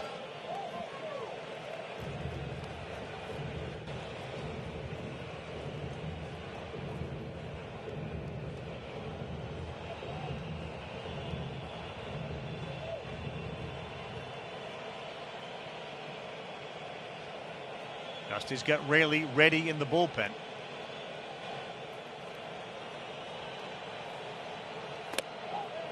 Good take, 3-2. Good at bat here. Hey, Eddie, you running on 3-2. What are you doing here? I don't. And still, it's a contact pitcher at the plate, a double play candidate, but has also given up some fly balls. But I don't run right here. Neither do I.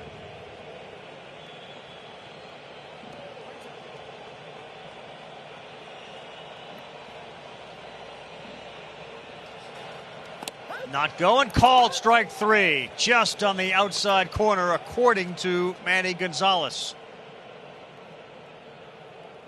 And the 3rd strikeout of the day. You can start to see Dusty come out. You can start to see the rain begin to fall in Minnesota. This was something they were concerned about, probably starting about an hour from now, but it's clearly moved in. And they are expected to have showers for a while, so we'll see what impact that has on this game.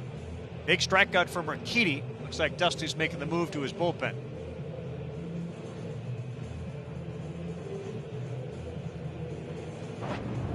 And he is. Jose Urquidy's day is done with 1 out in the 5th in a 1-0 game.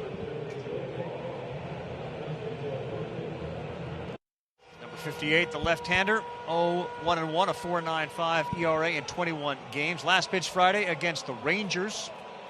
Came on in extra innings in the 10th inning. And he allowed a fielder's choice to Joey Gallo. That was the walk-off. He's great against lefties. 121 batting average. And that's what he's looking at with Luis Arraez. Well, Dusty's got 2 lefties in the bullpen. This is his best lefty out of the bullpen. Of course, Framber Valdez not available with the great work he did yesterday. And Dusty's saying, game could be right here. I got to get these 2 left-handed hitters out. I'm bringing my best guy in now. First pitch looked like it was a strike on K-Zone, but called ball. It's called strike there for Manny Gonzalez. So, Tim, bad news for the Milwaukee Brewers, who we'll see tonight at 10 o'clock Eastern Time. Eduardo, the Brewers released their roster, and the great Devin Williams, the righty reliever, is not on their wild card roster. Apparently, he's got some right shoulder issues, and there is no Devin Williams. If you thought that the Brewers had a chance, one of the reasons was they had Williams and Hader in the bullpen. So no Devin Williams. And no Corbin Burns. And no Brett Anderson. Devin Williams Also had the left highest off the strikeout rate of any pitcher in history, 20 or more innings, and had an ERA of 0.33, a changeup that hitters went 2 for 62 against this year. Yeah. He's their biggest weapon with Josh Hader, and now a terrible loss. It's a Bugs Bunny changeup at that. And one of the reasons, and I know this is a big moment here, but we mentioned Devin Williams off the roster. He does something that no other pitcher that I know does at the major league level, and this is why a lot of hitters struggle. The spin rate on the changeup, which usually is around 300 to 400 revolutions per minute, slower when you throw the changeup, is actually higher on the changeup than the fastball when he throws it. That, to me, is crazy. With a velocity difference of, we're looking at 11 to 12 mile per hour difference. One of the big reasons why it works for him. 2-2 to Arise. Nope, we'll go to first. One thing about Brooks Raley, too, is his average exit velocity is around 81.7 miles an hour, so they don't square him up. That's the second best average exit velocity among all baseball pitchers.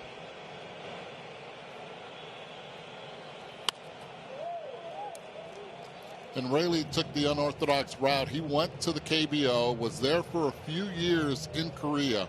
From there, signs with the Cincinnati Reds, makes the team, because remember this year the season started with 30-man roster, and as soon as they made the roster smaller to 28, he was taken off, and that's when the Houston Astros picked him up, and it's been a nice match for them and Dusty Baker using him in these situations. Are you guys doing a KBO game tomorrow? And you're our guest. Do a little triple header action. 1, 10, and 4 in the morning.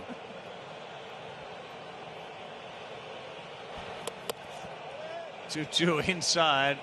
Arise either thought about swinging, then said, no, I'm going to get hit by it, and then I'm just going to get out of the way. I'll tell you this about Arise. He has to be a heck of a salsa and merengue dancer. Those feet move. Watch him right there. Look at that twirl.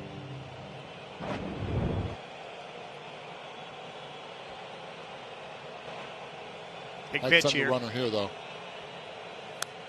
He is moving, and he's coming back. Because there's not going to be a strikeout throwout with this guy at the plate.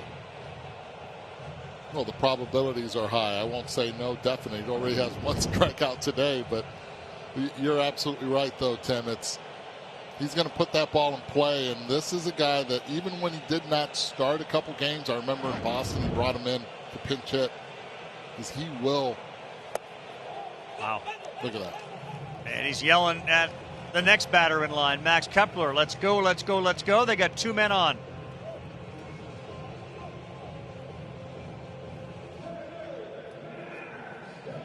Again, Ravi, 0 for 8 with runners in scoring position in this series. It is time for a big hit from a Twin.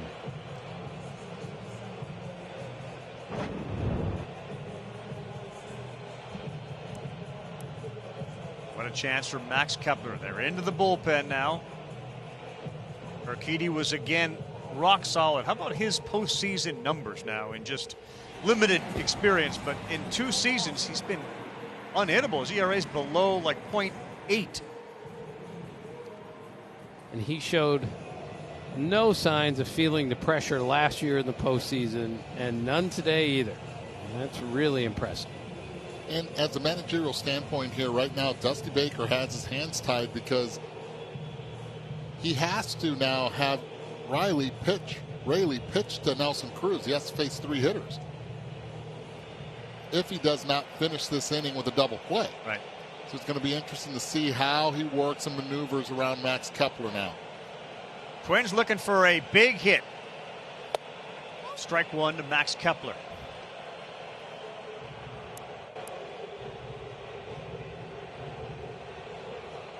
About a month ago, he was on the IL with an adductor strain.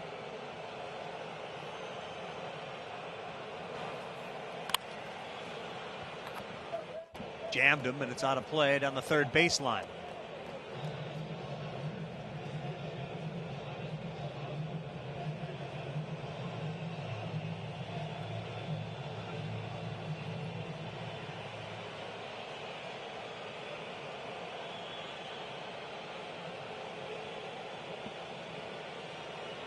He was outstanding in 2019. Max Kepler looks at ball 1. Let's not forget, Ravi, this is not a particularly fast team, the Twins. Their one guy they can really run is Byron Buxton, and he's out with.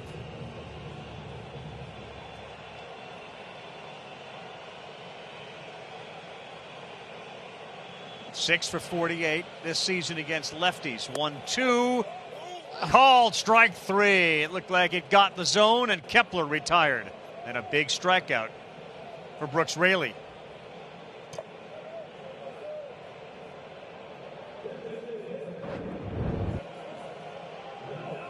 Heck of a pitch right here by Raley. again, hitting that corner. Good job by Maldonado presenting the pitch, making sure that Manny Gonzalez behind the plate gets to see it. A lot of orange on that one. Perfectly done. And now they're up by 1, but this is a moment that Raley does not have to give in at all to Nelson Cruz. There's a base open. Left-handed hitter on deck, and Eddie Rosario, who handles lefties well, but this is not a good matchup for Raley. 465. He kills lefties. The boomstick. And this is where Twins fans want Nelson Cruz to live up to his name. Take a look at StatCast, powered by Google Cloud. Most barrels since the intro in 2015. More than Trout, JD, maybe the NL MVP this year, and Freddie Freeman. And he boomsticked one into left, and that one is over the head of Kyle Tucker, and it goes over his head, just like Reddick yesterday. Marwin Gonzalez is in. Throw home. Out at home. It did not look like Arise touched home, and he's tagged out for the 3rd out. But Nelson Cruz delivers off Raley to tie this game up at 1 in the bottom of the 5th inning. So many moving parts. So many moving parts, Carl. But the play at the plate right here is Nelson Cruz is taking a peek at it. Throws offline, yet Arise does not take the right angle towards home plate. Takes a wide turn. And it might have cost him a step or two to get to the plate. Martin Maldonado gets him right before he's able to even tag the plate at all. Never touch the plate. You're right, Ravi. Now, there was no swim move there. Kepler didn't have to pull the swim move yesterday, as he just slid across with that left hand. Arise tried to do the same thing. What an effort by Maldonado. Not only did he bring the glove back, but he brought it down on the ground to prevent what Kepler did yesterday. And the way Arise was on the ground, there was no way to lift that left hand over the glove of Maldonado. And a heck of a relay. Again, runner is going on contact with 2 outs. I really did not think that they were going to even have a play at home plate. Comes in, Maldonado. You see the angle of where Arise was coming from, meaning he did not take a good turn from third headed home. And that cost him a step or two to be able to get in there and give the Twins the lead. He gets tagged a number of times before he even thought about getting that left hand of the plate. But we are tied 1-1.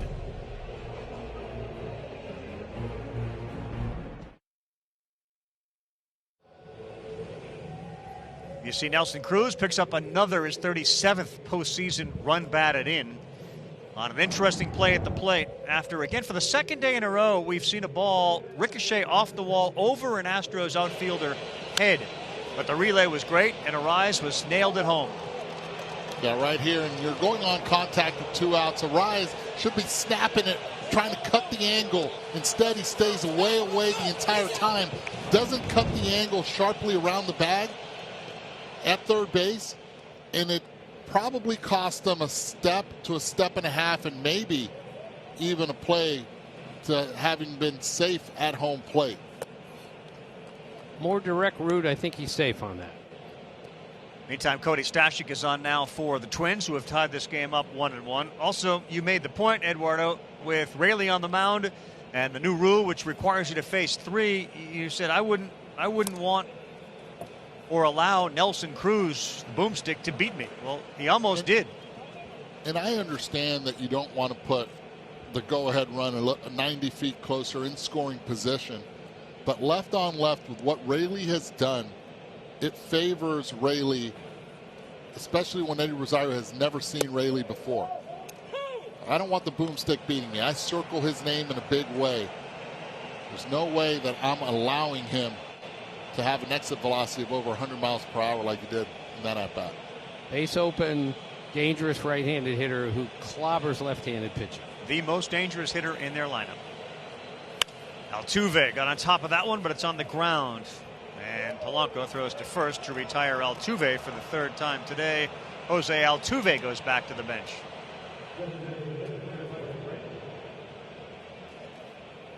Very familiar feel to yesterday's game. Will it be a hit, a homer, defensive miscue, a couple of walks? What will decide this one? We've never done October like this before, and that means anything can happen. MLB's got you covered on Facebook, Instagram, Twitter, and YouTube. Cody Stashak is an organizational guy, kind of came out of nowhere. There weren't great hopes for him, and he's come in and done a really nice job. 15 innings, 3 walks, 17 strikeouts. Just another member of, again, a deep, versatile bullpen here in Minnesota.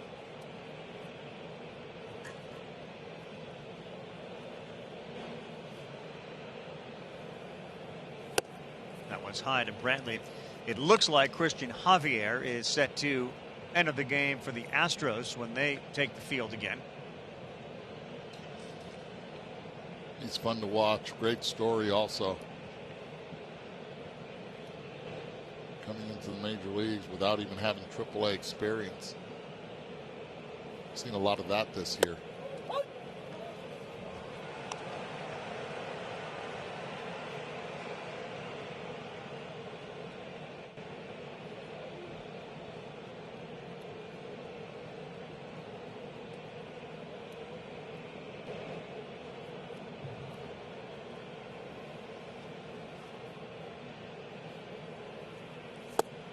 Good pitch.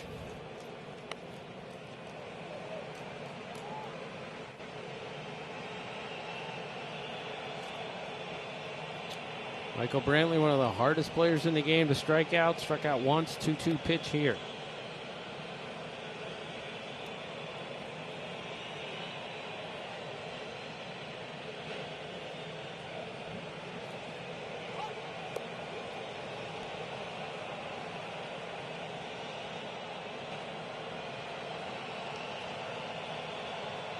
Astros struck out the fewest times in the American League this year, and that's one of their attributes is they put it in play more than most every team.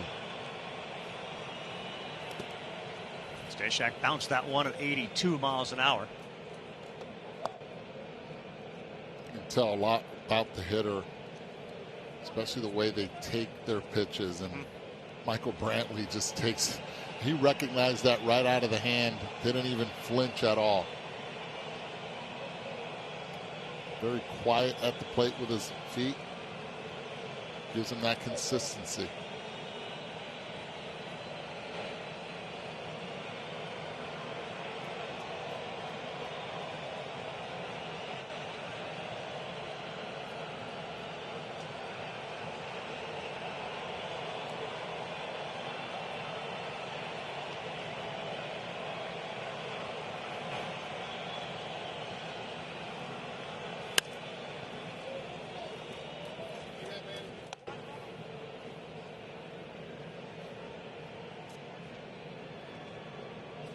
Such a valuable component to the Houston Astros. Michael Brantley as the left-handed hitter and a reliable outfielder.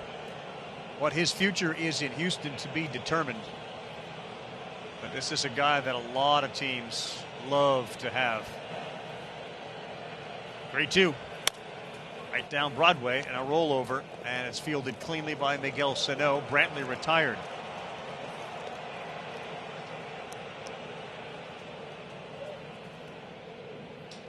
So you just look at the 3 games going on right now while the Cubs are relatively early in their game with the Marlins 0-0. 10th inning, Reds Braves 0-0. Our game 1-1, really with the exception of the Yankees and maybe the White Sox yesterday. This has been a pitching dominated wild card start. And Rabbi, we should get used to it. I've never seen pitching like we've seen these days. Velocity is out of control. Everyone's got secondary stuff. I don't know how a hitter gets a hit against some of these guys. That's how dominant the pitching can be. And to repeat, the 5 lowest batting averages ever in the postseason have come this year from 5 of our postseason teams. But as you like to say, we've added a lot of postseason teams this year. Agreed.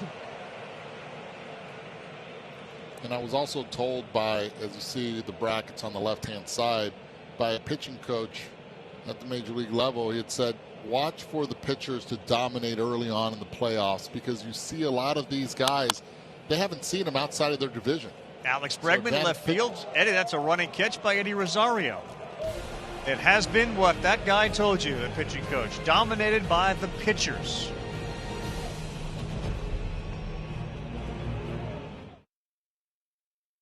Playing on ESPN. The best of 3 wild card series continue today. 7 of the 8 games are on ESPN, ESPN2 or ABC, and Game 1 of the NBA Finals tonight. The Heat and Lakers, Game 2 Friday, both at 9 Eastern on ABC. It is all now playing this week on ESPN and the ESPN app. Now you get a look at Christian Javier, who appeared in 12 games during the regular season, 54 1/3 inning, his strikeout to walk ratio, and his whip are off the charts.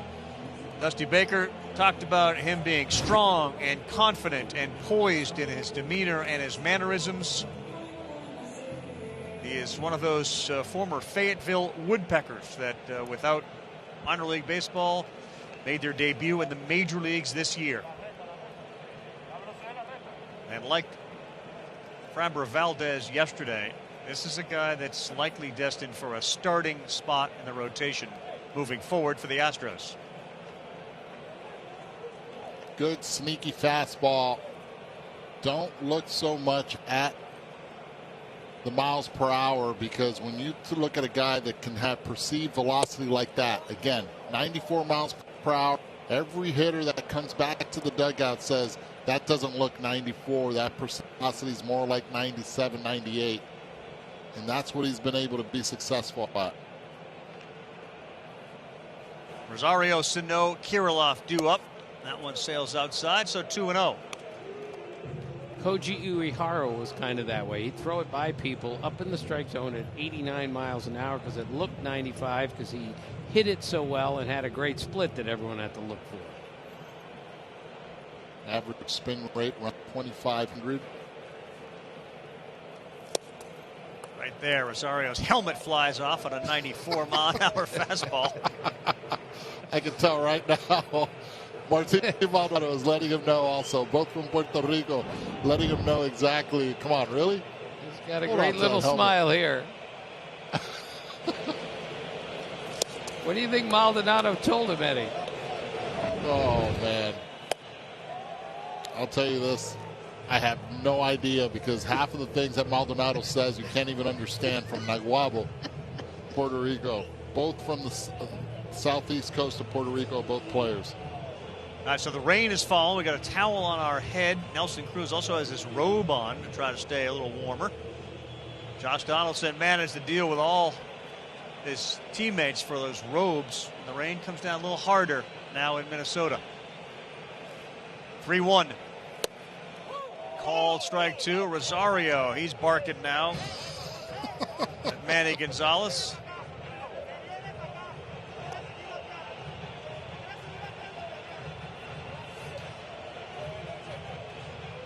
Been a bit of a bumpy start for the home plate umpires in this series. DJ Rayburn had both sides barking at him, and now Manny Gonzalez finds himself in the same spot.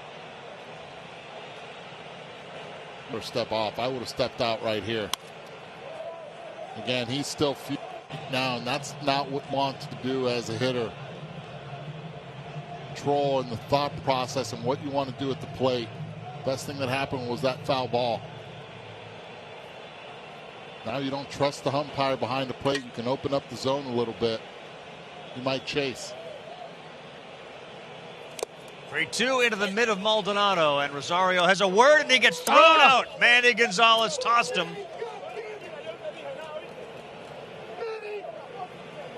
Right after that ball into the mitt, you could see Rosario look back and talk to Manny Gonzalez, and he threw him out. Now Rocco Baldelli is out there yelling.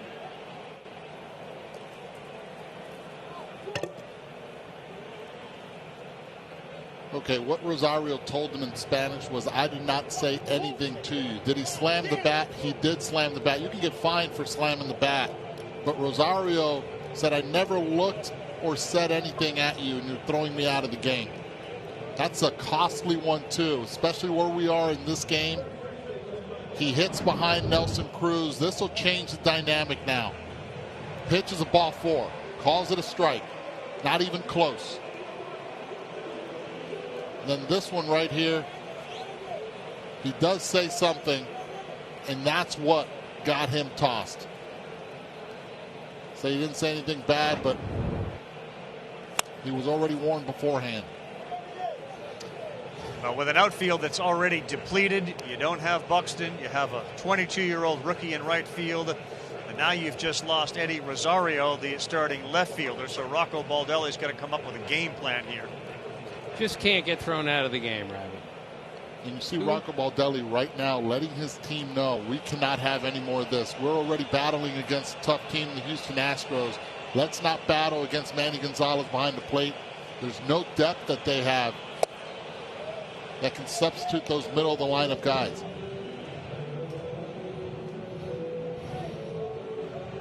Eddie Rosario cannot get kicked out of this game.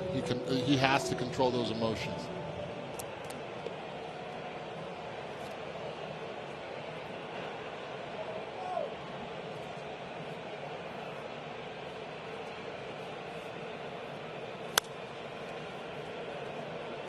Sano fouls another one off. And you had said, Eddie, if you were in the shoes or a batting coach, you would have yelled, "Step out" after that called strike. You have to calm it down, especially in. You see it a lot where hitters are upset, maybe strike one, strike two, then all of a sudden if they strike out or they make an out, they come back and they let the umpire know, and that doesn't benefit anyone. 0-2. Sano pops it up, flips his bat. Reddick looks up into the rain and makes the play, squeezing it hard for the second out.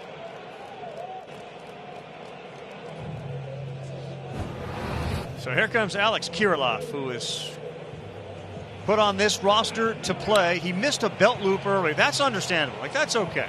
Belt loop thing's a little difficult given the belt loops. Then he got a hit, as Tim said, not considered a major league hit, but his first hit in a major league uniform because it's the postseason, not the regular season. Then he made a great play in right field. He's playing because Byron Buxton came to the ballpark and was unable to play physically. Rocco Baldelli wouldn't dive into exactly what it was. You can certainly assume, if you want, that it had something to do with getting hit by the pitch last week with the concussion-like symptoms. But he wouldn't go into detail at all about why Byron Buxton was not in the lineup. And now you lose Eddie Rosario. So here's Kirilloff for the third time today. Flew out to center and he singled his last time up. They think he's going to be an elite hitter, and he sure has a beautiful swing. We saw that in the last at bat. 1-0 popped up. And again, Reddick will make the play. Twins offense silent other than Rosario getting thrown out by Manny Gonzalez. It's 1-1 to the seventh.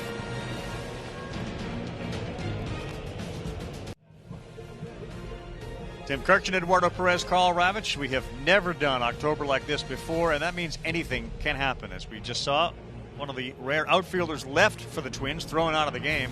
MLB's got you covered on Facebook, Instagram, Twitter, and YouTube. So you look at the outfielders on the Minnesota Twins postseason roster.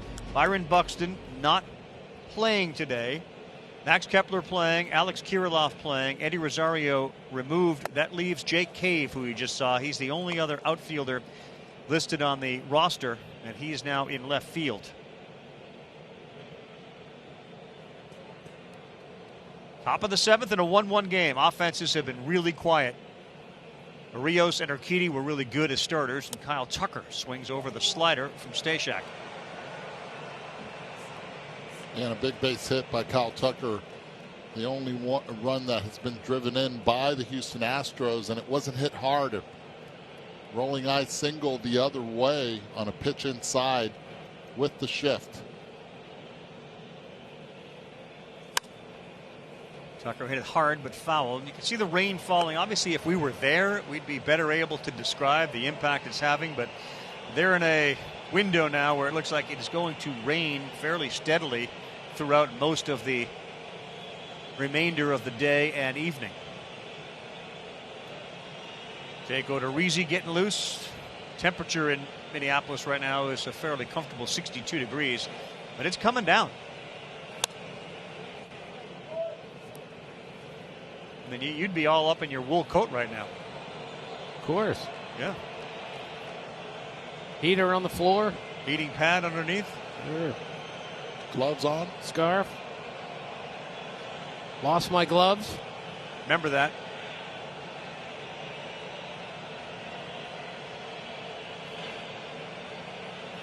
That's a good pitch right down the middle. Stashak gets Tucker.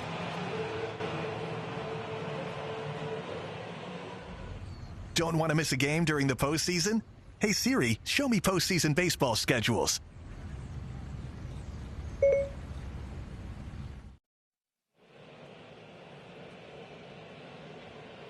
Here's Yuli Gurriel.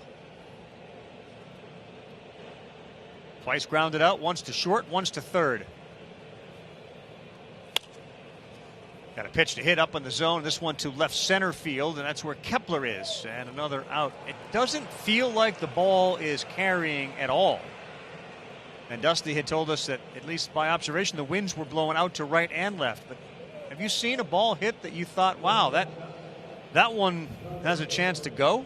Well, this is our second game here, and we haven't seen a ball leave the yard yet. Extremely rare for baseball 2020. Yeah, but not a lot of balls have been hit above 100 miles per hour. You had the Carlos Correa fly ball. He hit that one at a 38-degree angle. The hardest one was Nelson Cruz at 114 miles per hour. And that was at a launch angle around 18, hit the base of the wall.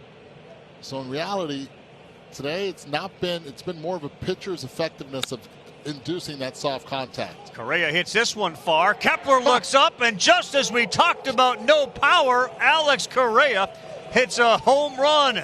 105-9 off the bat, and the Astros on top, 2-1.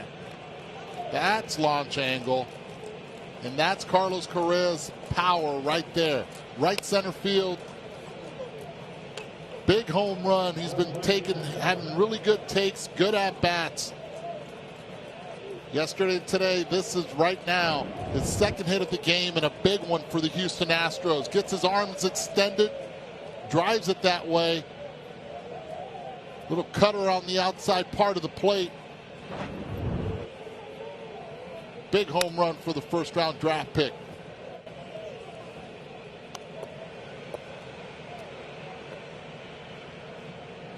His power and production were down this year, the worst numbers of his career in that respect, but that makes up for it a little bit there.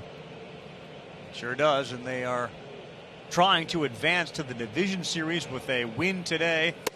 Again, a reminder, these are best 2 out of 3 series. And Carlos Correa has given the Astros a 2-1 lead. Well, in all fairness, early on in the season when no Astro was hitting except Michael Brantley, it was Carlos Correa that was carrying this offense. Then all of a sudden he hit into a really cold spell. That one was hit hard. Nice play by Alex Kirilloff. But Carlos Correa and all that postseason experience, he now has 12 career postseason home runs and 34 runs batted in. Astros with the bullpen lead at 2-1. Bottom 7 coming up.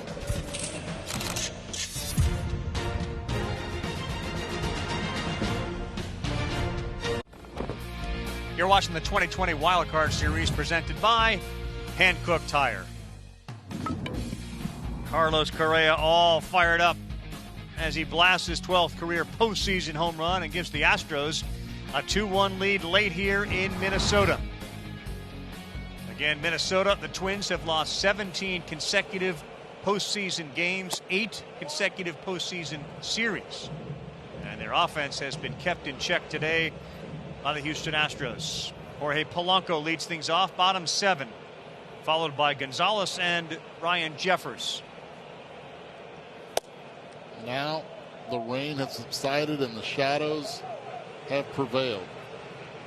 Not a good feeling right now as a hitter. What is that feeling like, Eddie, when the pitcher's in the sun and the hitter's in the shade? Advantage pitcher. It's so bad.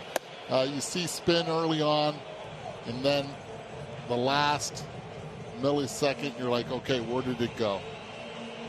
And it's tough. These start times, because of the playoffs and so many games, you're going to get those, and it has a direct effect into the game, sometimes late in this case and sometimes early.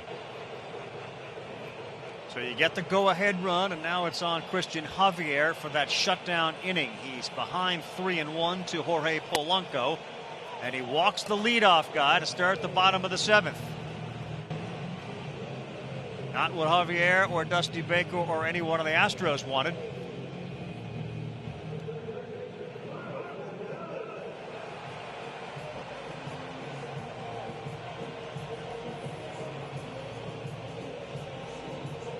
As we watch our game, just an update. The Cincinnati Reds have the bases loaded with 2 outs against the Atlanta Braves as they play the 11th inning in a 0-0 game. Marwin Gonzalez.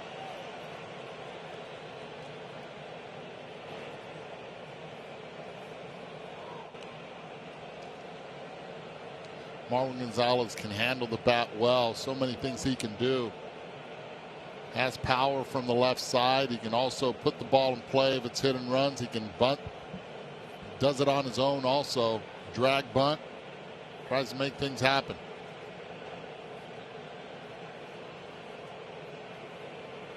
Polanco doesn't go late on a 92-mile-an-hour fastball.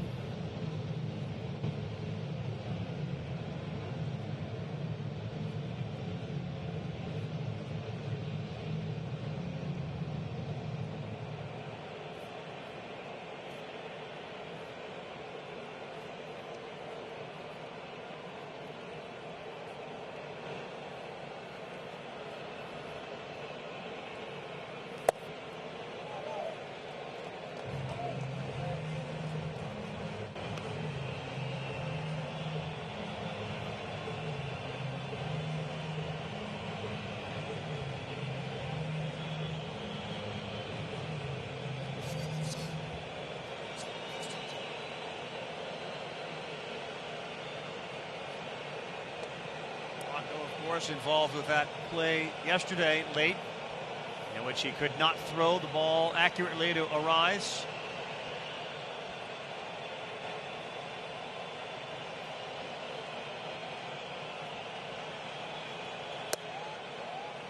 Doing 1.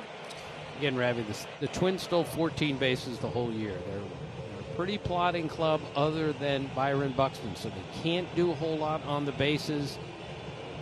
They've lived with a home run, especially last year. Byron Buxton, again, wasn't available to start. There you see him. He's got a helmet on, so there's a chance that we see that speed inserted into this game by Rocco Baldelli.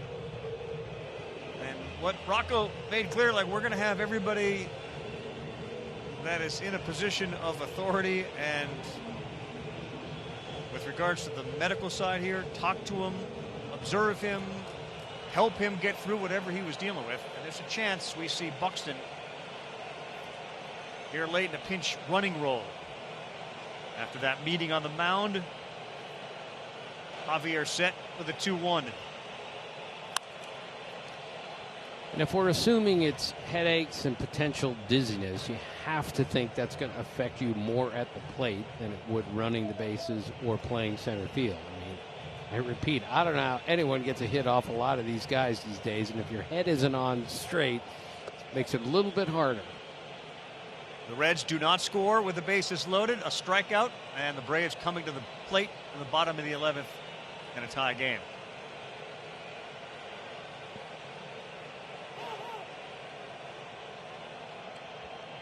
See, that's a good time. That's a good moment right there.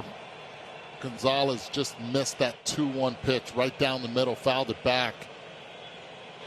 Slow down the game, get your thought process again before getting in that box.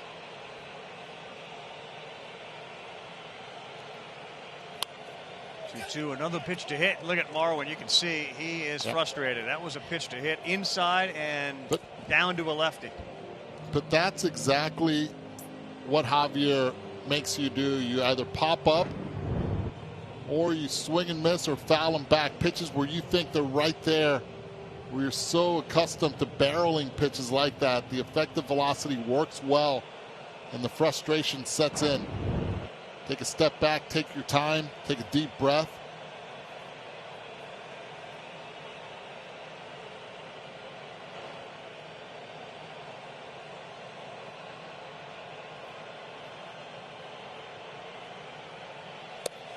Way outside, 3-2.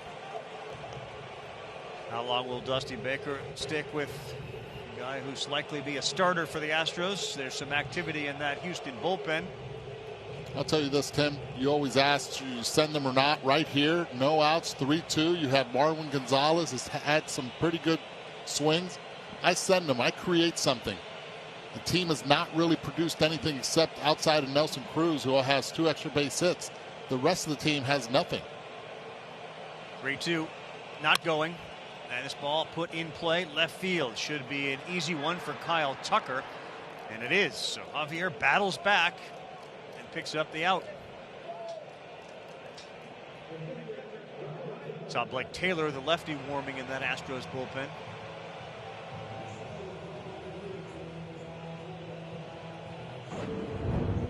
This is how the Twins batters have left the batter's box more often than not.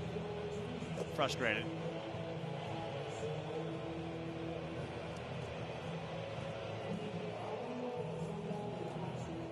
That's what Christian Javier does. You either get the swing and miss off the fastball or the high fly ball.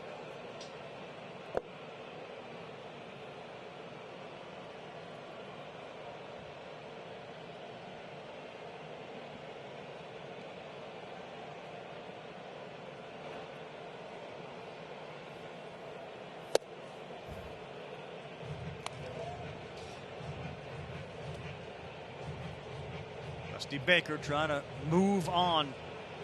And again, the 5th team that he has taken to the postseason. No one else has done that. He'll be back next year with the Astros.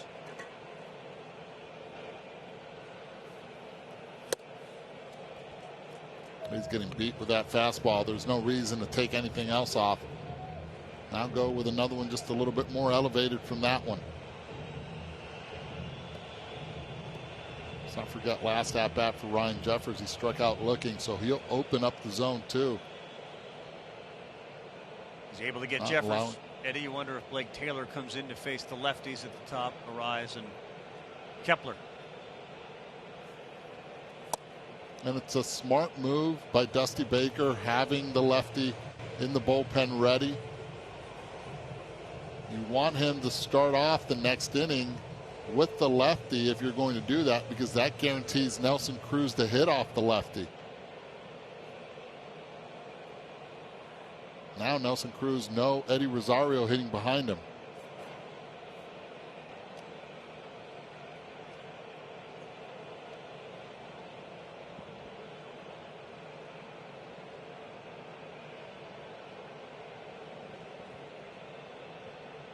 Oh, the life of a DH. Isn't it great? And he had his nap. He did have his nap. And he rakes. Likes to sleep.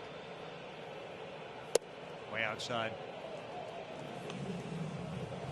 Okay, gear up for the fastball. I'm cheating right here. Let's go. Get that fastball through that slider. Jeffers struck out fastball away the last time. They've been pitching him away here. Let's see where they go here. He struck out twice today. Rarely got him the last time. All in on the heat.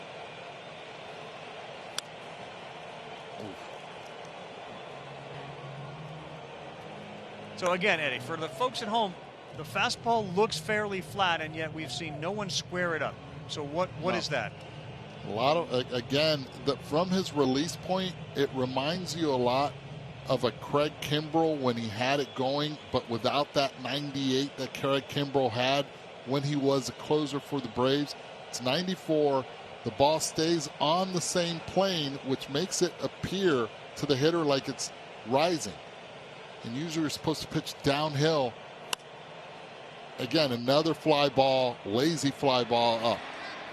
Reddick in the corner as he makes a jumping catch and will fire it back in to the infield. Again, that wall and the unfamiliarity. Tough play. Reddick caught it, and there are 2 down. That's why people will tell you all the time, if you have the speed, it's easier to play center field. You can see the ball off the bat, and you don't have to worry about the wall or a bullpen down the line.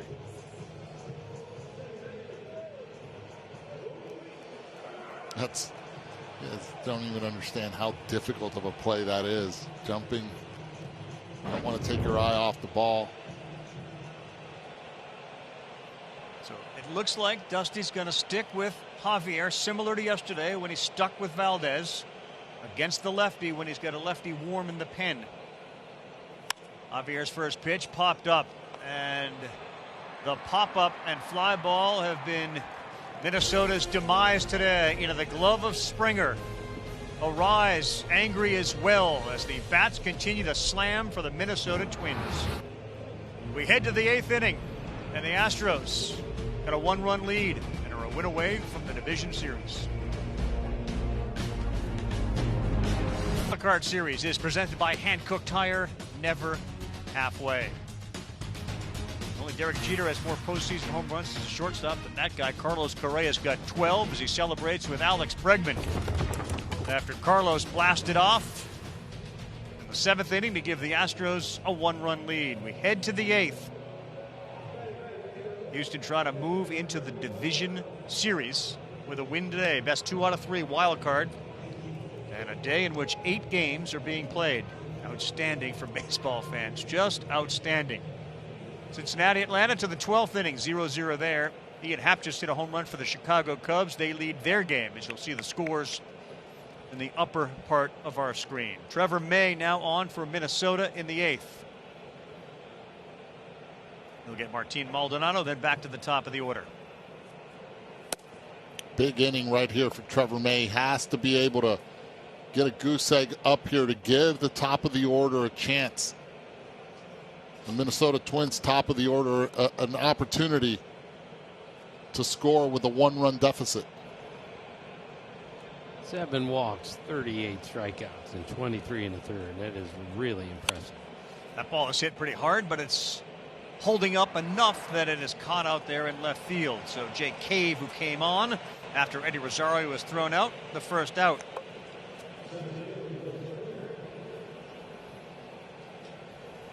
George Springer set to come up as we call the shots during postseason games and compete for cash prizes. MLB Rally. It's a new free-to-play game where you make at-bat predictions in real time. Download MLB Rally app now. Restrictions apply. See official rules at MLB.com/rally.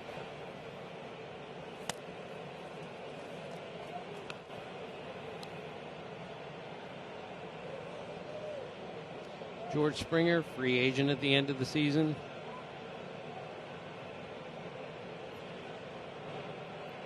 He's going to make a lot of money from someone. That's in there for a strike. You saw Yuli Gurriel basically take a pay cut, $7 million, to stay with the Astros for another year in a winter in which it feels like there's not going to be a ton of money thrown around. Somebody like Springer, considering the rumors around Jackie Bradley in Boston, the Mets with a new owner. He has a desire, it feels like, to play in the Northeast where his family is from. He's a Connecticut guy, wife from New York. That's a possibility for Springer. Man, that is a complicated haircut there. Wow. You can tell he does not go to your barber, Tim. 1-2, hit hard, fielded over there. Springer's fast. Throw to first, nice place. Sano, the first base umpire called him safe. I think you have to look at that again. Tim Timmons ruled safe, where it appeared as if the ball beat Springer to the bag. Yeah, he's got him. He's out. It doesn't appear as if it was close. I'm not sure if Timmons thought that ball maybe had gotten by or was dropped. But it's he's clear. out. He's out. Nice play by Marwin Gonzalez at third base. Now, big question is his foot on the bag? That's what Tim Timmons is looking at. You see him leaning towards it. George Springer's like, oh, he's out. I'm out. Yeah, I see it. But then again, are those big size 14s on the bag or not? Well, there was a great view of Tim Timmons looking just at that. And this is a pretty quick one, and he's called out. So, yes, the size 14s did grab part of the bag. You know, if he was Eddie's 15, he would have been safe.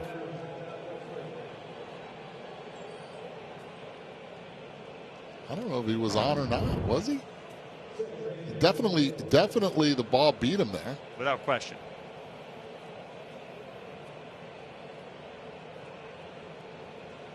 Astros are smiling a little bit more, which is really good to see. This team is such an infectious personality the last couple of years. So fun to be around. Here's Altuve with 2 down in the 8th. That's a good pitch right at the knees at 96. Apparently pretty loud in the clubhouse, we're told last night after the game. Just another of the many things we miss by not being at the ballpark like we usually are.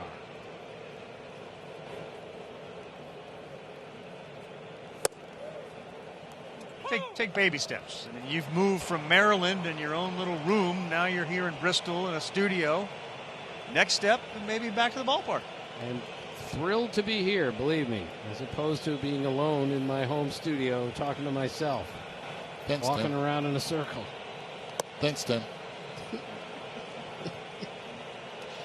I'd say I haven't met, I mean, we've done so many of these games. There's very few people who are more comfortable being alone in the room than Eddie.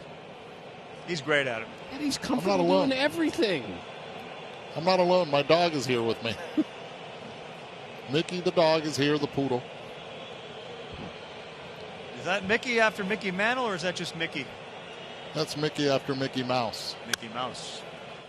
On the ground, it's fielded by Arise. He throws to first. Altuve signaled I was safe. And this time Tim Timmons called him out. This might get reviewed again. Well, Tim Timmons was right. Yep, I should say wrong on the first one. They're going to look at this one too. He's out.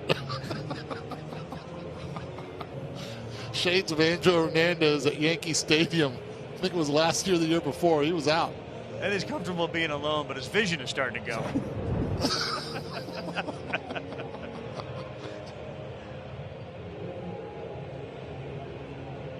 This may be a quick one as they put the headsets on to review.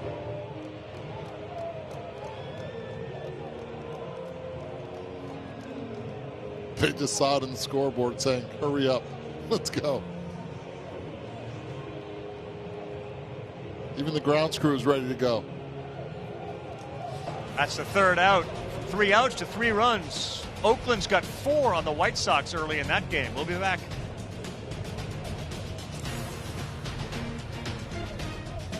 Playoff managerial debut for David Ross, and his Cubs are on top over on ABC. That's Ian Happ off Sandy Alcantara.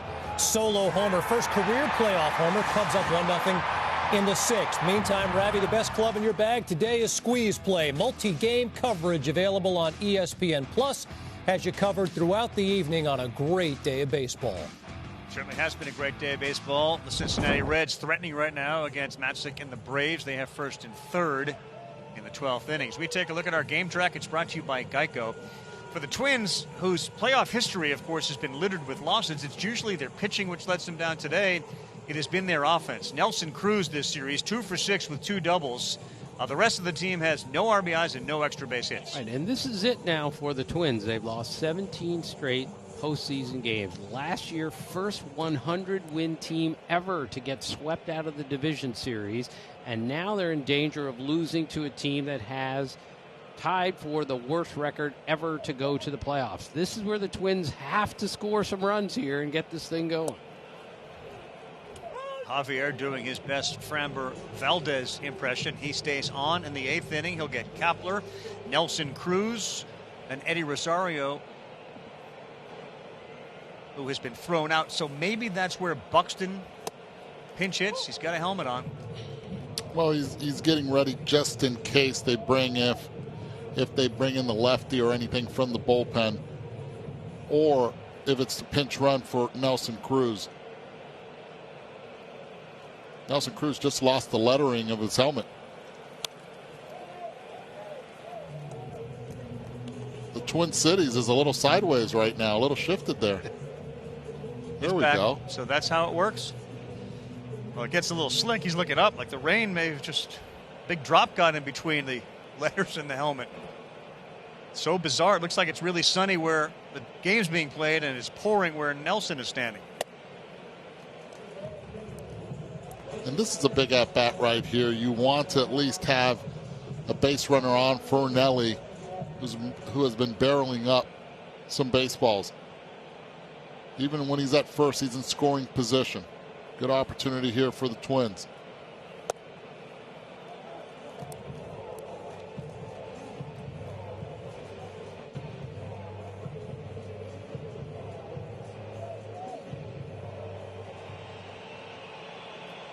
Of course, the Astros organization made a habit of piggybacking years ago. That was going to be the idea, the minor league level. Let's get two guys to give us the 9 innings, 4 and 5 or 5 and 4, or some combination. And we saw that yesterday with Greinke and Valdez. We're seeing a little bit of that today. I know Brooks Raley came in, but he seems to be riding Christian Javier here.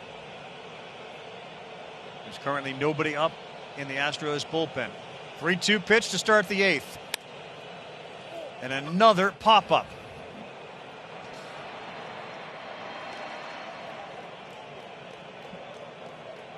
Kepler 0 for 3 with a walk.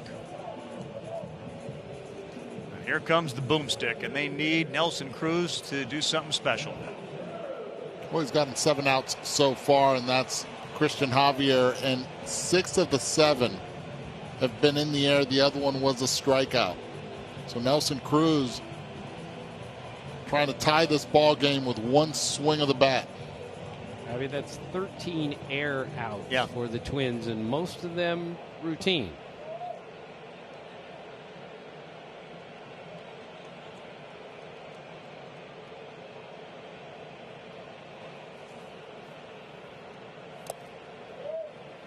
Given the lineup, Eddie, how would you pitch to Cruz? Seems like an obvious question. Yeah, you have to pitch him, make sure he can't hurt you on anything up and in. And then again, Nelson Cruz, and we showed it at the beginning of the telecast yesterday, he can go out any part of the ballpark. Ooh, that right there. See Martin Maldonado's reaction. Yeah, he got away with one. That's at least the 5th time today that a Twins hitter has been frustrated at missing a hittable pitch. Rosario a couple times, Marwin Gonzalez, and now Nelson Cruz.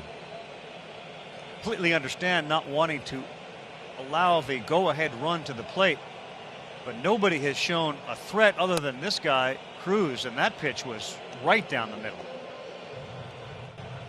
And if you're Christian Javier, you're going to lose with your fastball. It's a pitch that they have not been able to barrel up yet. A lot of pop-ups with it. Cannot lose with that hanging slider.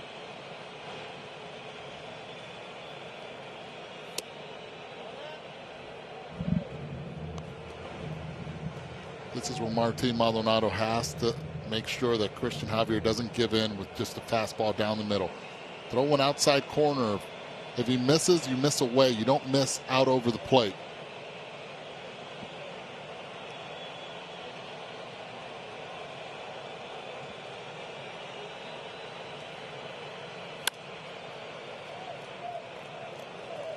Good location. Just given the ineffectiveness of everyone else, feels like the last best chance for the Twins.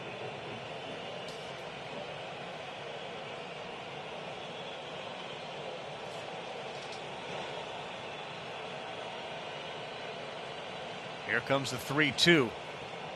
Nope, they walk Nelson Cruz, and now the go-ahead run will come to the plate. So Cruz will go to first, and how long he stays there as Byron Buxton emerges from the dugout. You talk about a threat to go. Byron Buxton is certainly that.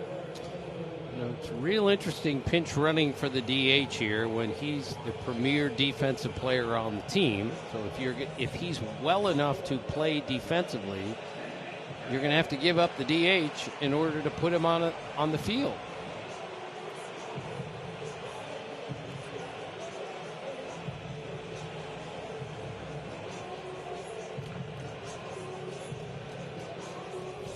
Eddie, at what point does he go? Right off the bat? Well, Buxton already knows his times and everything to home plate. That's Christian Javier's. He's already studied them big time. Yesterday we saw how aggressive he was, stealing second immediately. Javier doesn't possess a good move over to first base. All pressure now goes on the arm of Martin Maldonado. If you can have a pretty quick release to home plate, Martin Maldonado will take care of the rest. 2 stolen bases in 2020, 14 last year. 87% lifetime. It's a pretty good ratio. It's not just stealing second base here. It's going first to third on a single. It's scoring from first on a double. The Twins don't have people on their club that do that, really, except for him.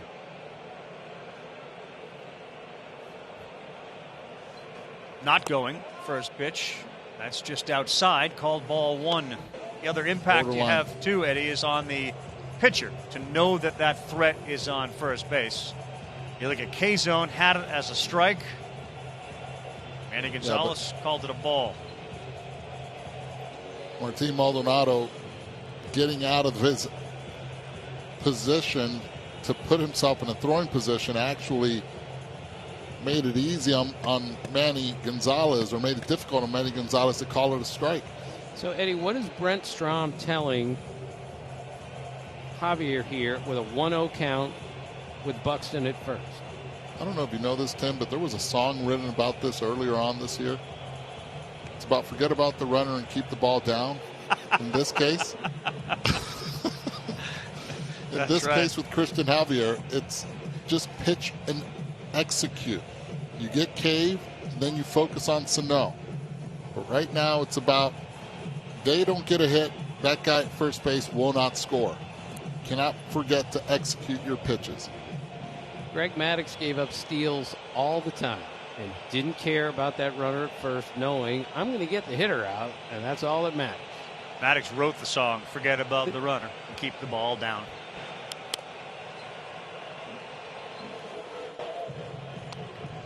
That was a smash in South Korea. Yes, it was. Good old Q. Not to belabor this, but this is Eddie Rosario's spot in the order if he hadn't got himself thrown out of the game.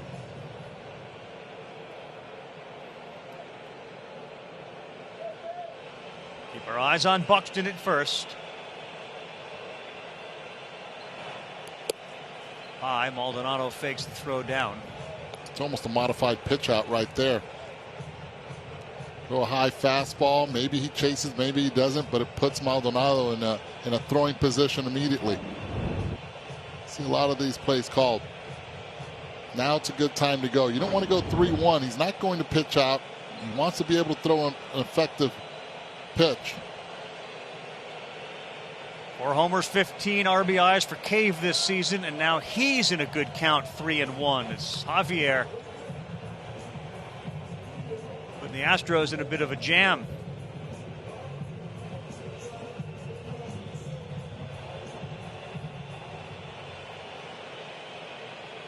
That's a big man.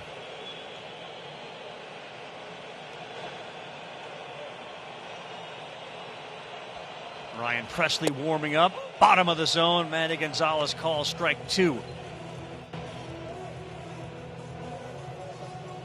Well, 3-2, Eddie. We have to go here.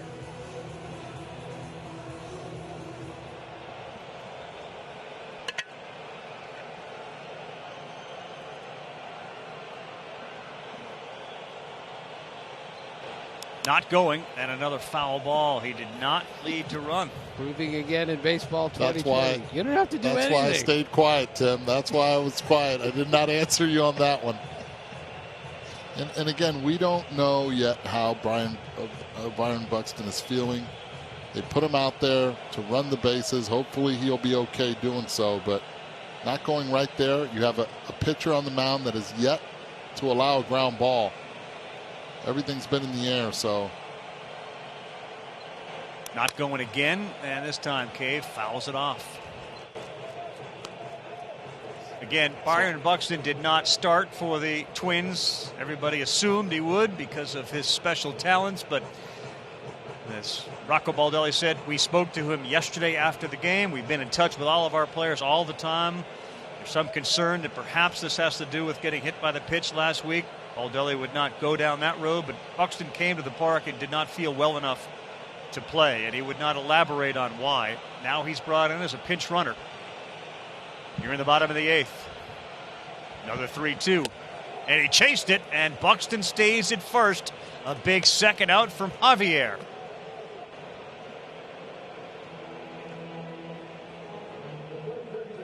Pitch, not even close, and you see Jake Cave going straight into the dugout, into the clubhouse area, not happy. Would have been ball 4.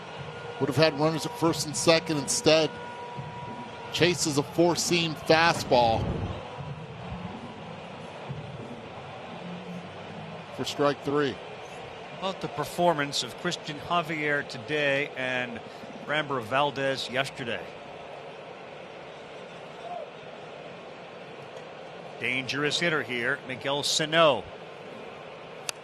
Oof. Big swing and a foul.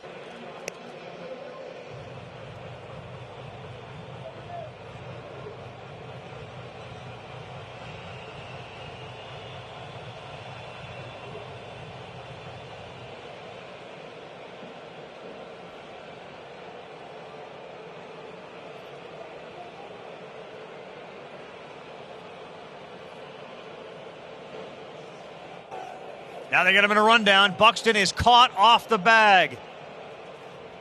And he's tagged out, and what a disaster for the Twins. Byron Buxton brought in as a pinch runner, and he is caught leaning off first. That'll do it in the 8th inning. What do you say about base running, Tim? Worst I've seen in 41 years of covering the game. Here it is again.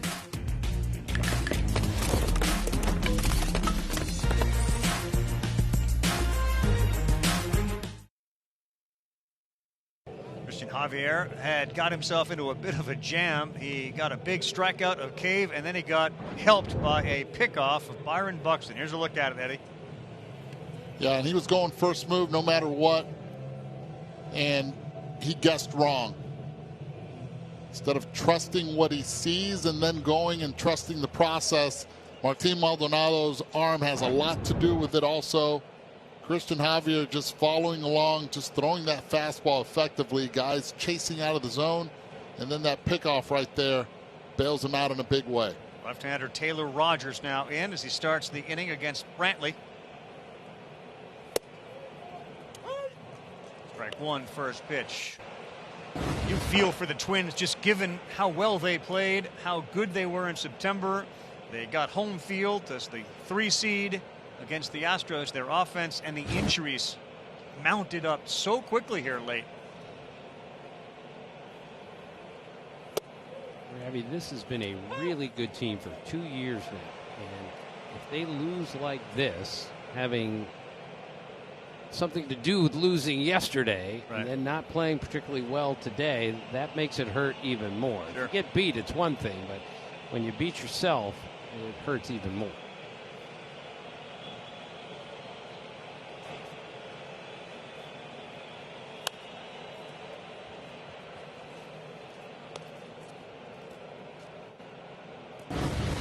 It's odd because of the home field advantage being, you'd think, eliminated with no crowd. But the Twins were great at home. You see the numbers, 24-7. The Astros were just brutal on the road. Dusty has lamented often about life on the road this year. You go to your hotel, spend all the time in your room, you're thinking about baseball. There's none of that socialization. The interesting part, the Astros have the second best home record behind the Twins. And the Twins had the best road record in baseball last year, and this year they had the best home record. So it's not like Target Field is this incredible home field advantage. They just played really well there this season. Guys, and I think, you look at the story of the Houston Astros. First of all, we haven't even seen Lance McCullers yet. Obviously, Justin Verlander done for the season and next year with Tommy John. Yordan Alvarez, the Rookie of the Year, not there. Ozuna, their closer also not with the team. I mean, they've done this with young pitching. Urquidy starting today's game. We're looking at Christian Javier doing what he is doing. It's been impressive what the Houston Astros and Dusty Baker have been able to do to this point this season, going into the toughest place to win a ball game, and they won yesterday, and they're 3 outs away from winning again. 8 2/3, 3 hits, no runs, a 115 average from the Twin hitters against the Astros bullpen. And again, that's Framber Valdez, that's Christian Javier, that's a little Brooks Raley in there. 3-2 to Brantley, and he fouls one off. And like Dusty said before the game, if they win today, then they have McCullers ready on full rest to start game 1 of the next round, as opposed to having to pitch tomorrow. So this benefits the Astros tremendously to win today.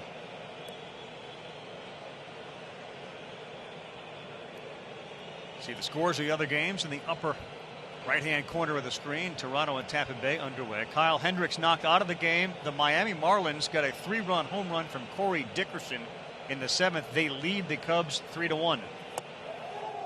Brantley takes it, and a leadoff walk for the Astros here in the 9th. Give us the fall frenzy. It's a postseason we've never seen before. Anything can happen. Give us the Wild Card Series. Continues tonight on ESPN. Was that your voice in there that said anything can happen? Did I hear it? Was that you? Did you insert live, or was that something that you had said earlier? And later on, it's going to say, "Can you hear me? Can you see me?"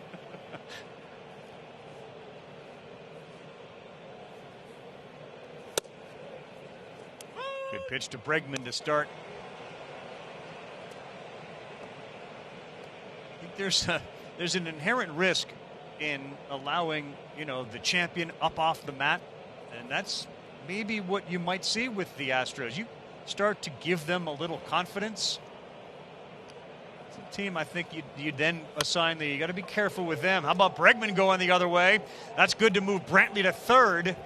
And here we go again in the 9th inning with the Astros, like yesterday, threatening to add some runs. Let's go to Kevin Connors. Kevin? All right, Ravi. Ian Happ got the Cubs on the board with a solo home run, but Corey Dickerson just put the Marlins on top. A big 3-run homer there in the top of the 7th. Right now, it's a 3-1 Marlins lead. Meantime, Reds and Braves over on ESPN continues to be scoreless. Ravi, 35 combined strikeouts in this game. Wow. 35 strikeouts. Bauer was really, really good again. Max Fried matched him. And Wes Johnson quickly out to talk to Rogers. What do you think about that concept of sort of the champion? The lion has been let out of the cage with this Astros team. Well, it's a cliche, but you never underestimate the heart of a champion. And this team won the World Series in 2017. I know there were circumstances there, but they've been to the LCS 3 years in a row. It's not a coincidence. It's not an accident. Look, and we've touched on their batting averages being down, but guess what? You have the MVP of last year, Cody Bellinger's 239 this season. Muncy, 192. J.D. Martinez, 213 this year. You can go on and on with players. Miguel Sano, 204. Donaldson, 222. All the guys, Baez in the low 200s. 60-game season. It was a lot different for a lot of players, and it just happened to be this year with the Houston Astros, and you wonder if this is the time that they start rolling from their experience. And, oh, by the way, it is postseason. They know how to win in the postseason.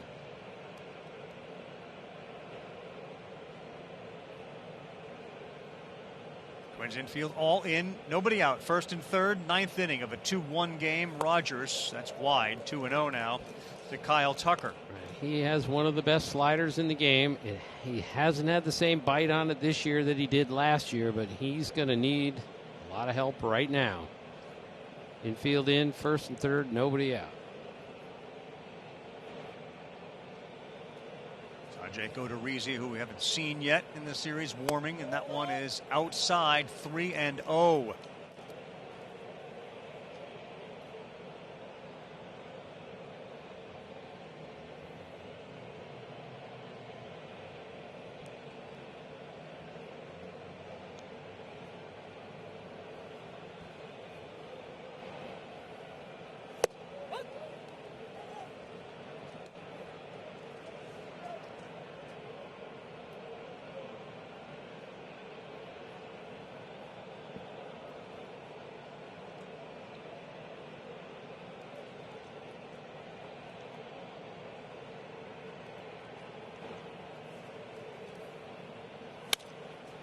On the ground and through.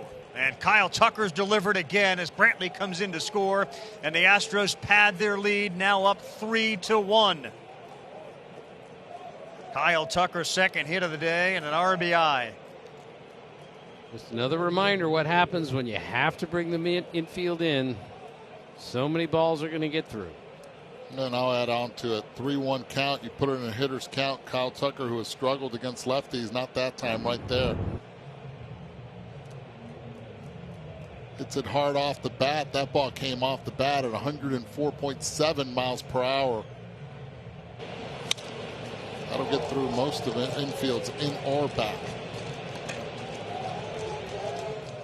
Brantley has been in the middle of a lot of the offense. He's walked twice. He scored 2 of the 3 runs today for the Astros. Kyle Tucker delivers his second hit.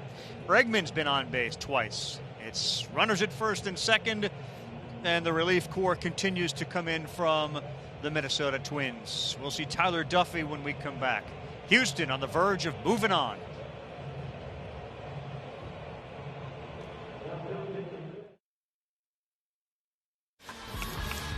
Welcome back. Houston Astros. The big blow, Carlos Correa. The home run in the 7th inning. Gave the Astros a 2-1 lead. They have just added another run thanks to a Kyle Tucker RBI single through a drawn-in infield. This was preceded by a leadoff walk to Michael Brantley and then an Alex Bregman single. So here's Yuli Gurriel. And the Astros offense in the 7th inning on. This is interesting. Regular season, they had the second fewest runs in the American League. And this series, they're 6 of 7. Tyler Duffy doing his best to prevent any more damage with nobody out. And that one bounces and gets away from Jeffers.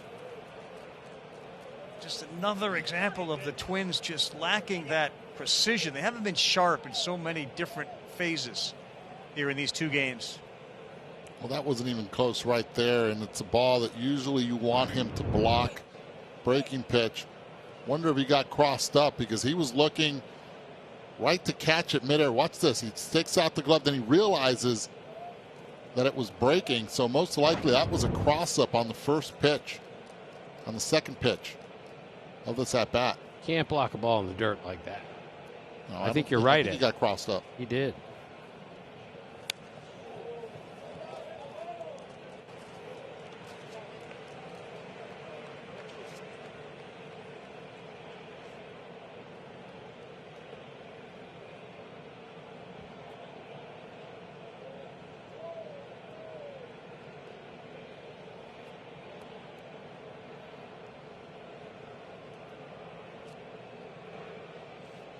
And Ravi, during this 17-game losing streak, the Twins have been outscored 42-14 in the 7th inning on. So they've been in some of these games and lose them late, as they did yesterday, and are threatening to do again today. Gurriel, right field. Kirilloff there. No advance from Bregman. So the first out of the inning. But it's good to have a scouting report now on Kirilloff's arm. We know the range is good. We saw the sliding catch in right field. We know the bat works, and that arm also pretty strong from right field.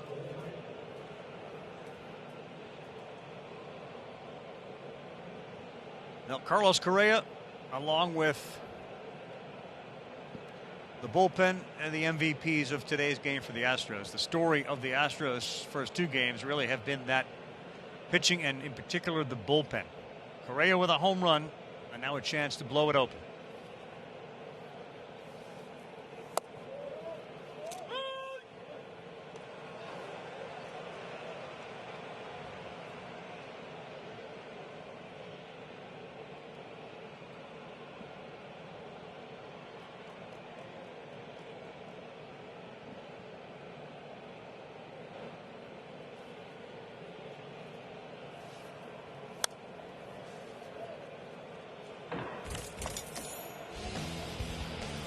.5 off the bat. Carlos Correa, this big home run in the 7th inning.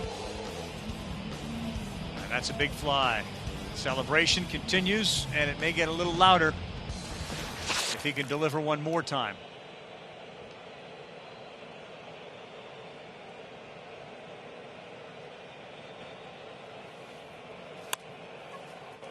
On the ground, they'll come home. Bregman now in a pickle. They've seen the advancement of Tucker to third. Bregman tagged out.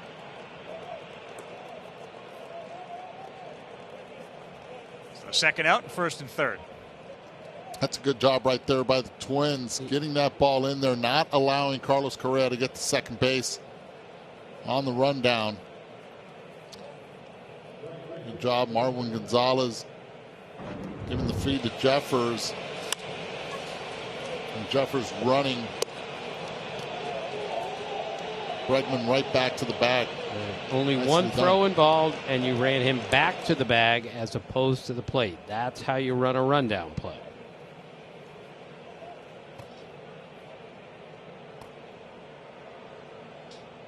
And we kept looking over to see if Correa had a chance to go to second base.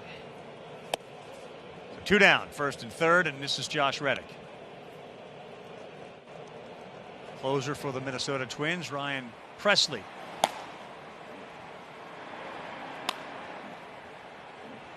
Astros, I should say.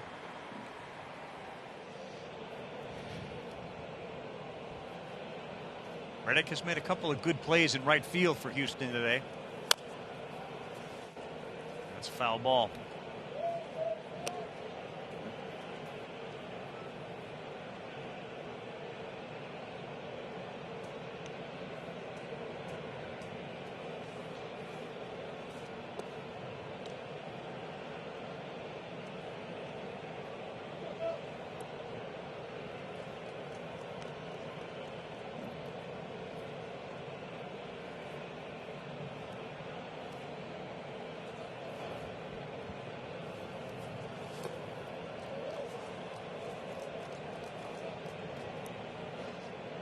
Dusty Baker, Tim, 5 teams to the postseason, no World Series. Hall of Fame manager? I think he is. You look at the wins, 15th most of all time. The only guys ahead of him in wins who are not in the Hall of Fame are Bruce Bochy, who will be, he's not eligible, and Gene Mauch. Reddick, foul. And Gene Mauch I love, by the way. One of the smartest baseball men I've ever met. Fascinated by that man. But Dusty's winning percentage significantly higher, 30 points higher than, more than that, than Gene Mauch. But Dusty hasn't been as good in the postseason, that's obvious, and he's got a streak going now, 10 straight postseason games that he's lost with a chance to clinch. Right. So that streak could end today.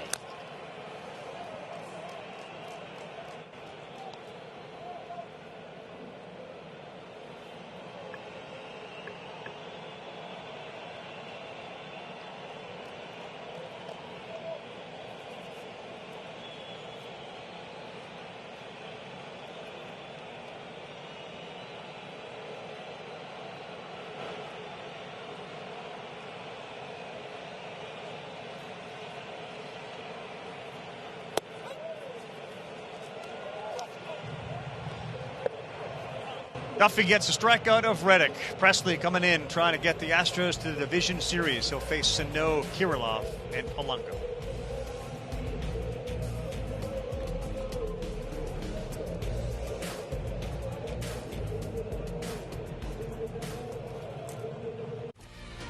Well, in a nutshell, this is what's going on for the Twins. Arias, not a good slide. Frustration for Marwin Gonzalez. We've seen players arguing with Manny Gonzalez all day, some of whom have been thrown out. They've thrown the bats more than the bats have made contact with the balls, and Byron Buxton in the middle of a pickle. Frustrating 2 games for the Minnesota Twins off of an outstanding, albeit shortened regular season. And a 17-game postseason losing streak. Just to rub salt in it, you remind everyone it's the longest in North American sports history. They've lost 8 postseason series, 3rd longest in baseball history, and they are down to their final 3 outs here with the closer for the Astros on for the first time in this 2-game series, Ryan Presley. Former Twin Ryan Presley. Former Twin.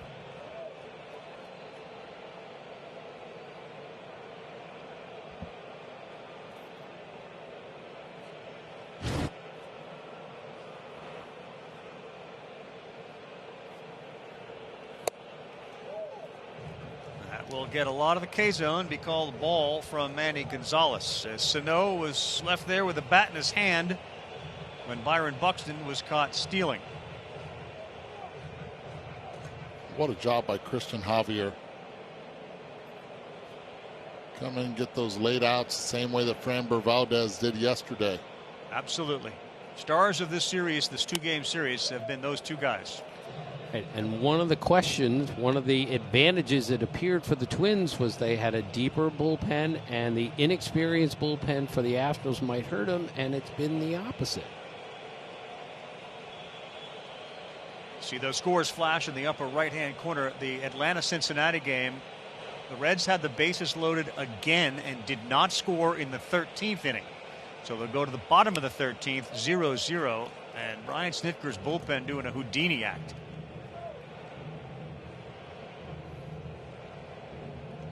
Game on ESPN, the Cubs game on ABC. Right now Chicago and Oakland are on ESPN News because the Braves and Reds have moved to the bottom of the 13th.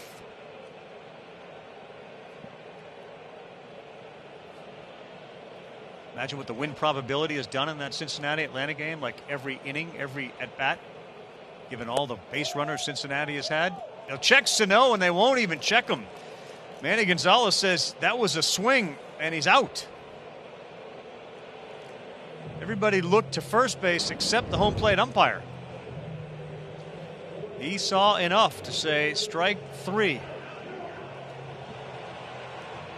Watch Maldonado. I always like, as a former hitter, I always like just go check it at first base if you're the right-handed hitter, and in the opposite, check it at third if you're the left-handed hitter. That way it takes any doubt away. A lot of umpires say that they can see it clearly behind home plate if they do go or not. That's why you're seeing, and they're told as young umpires, if you see it, call it. George Springer has moved over to right field. They put Miles Straw in center field. So the Astros outfield has Springer in right, Straw in center, and Tucker still in left.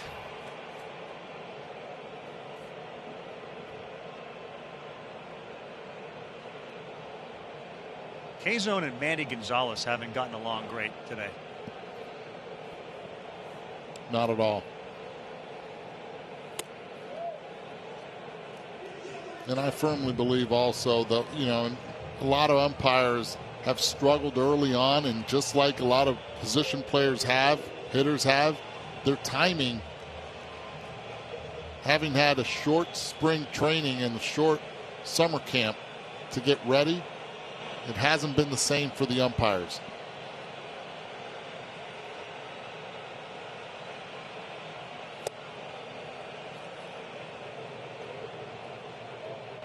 Two balls, one strike. And if the Twins lose, Ravi, a great story will be lost somewhat about this kid making his major league debut starting in right field in a playoff game.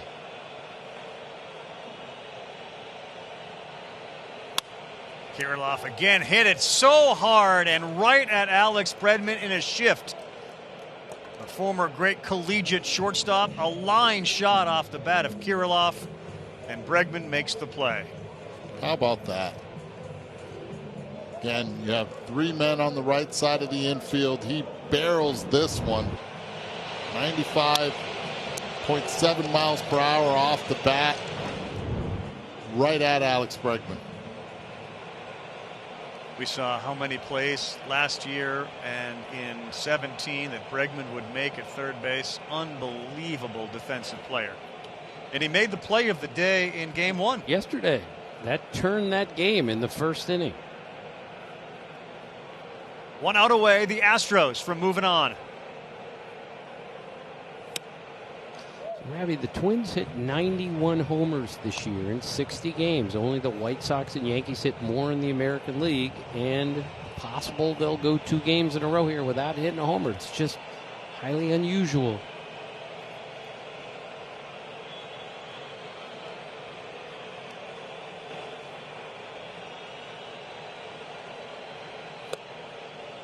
Strike 1. The Astros finished the regular season under 500.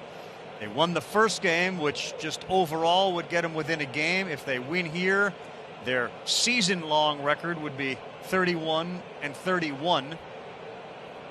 More important, the slate would be 2-0 in the postseason.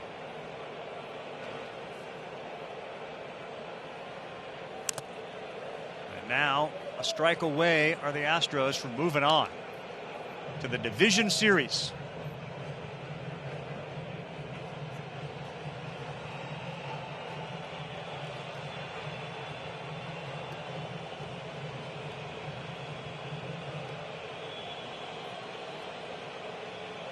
This would be the longest break that the Astros have had. If they win in a long time, they'll next play on Monday. The 1-2. Polanco stays alive.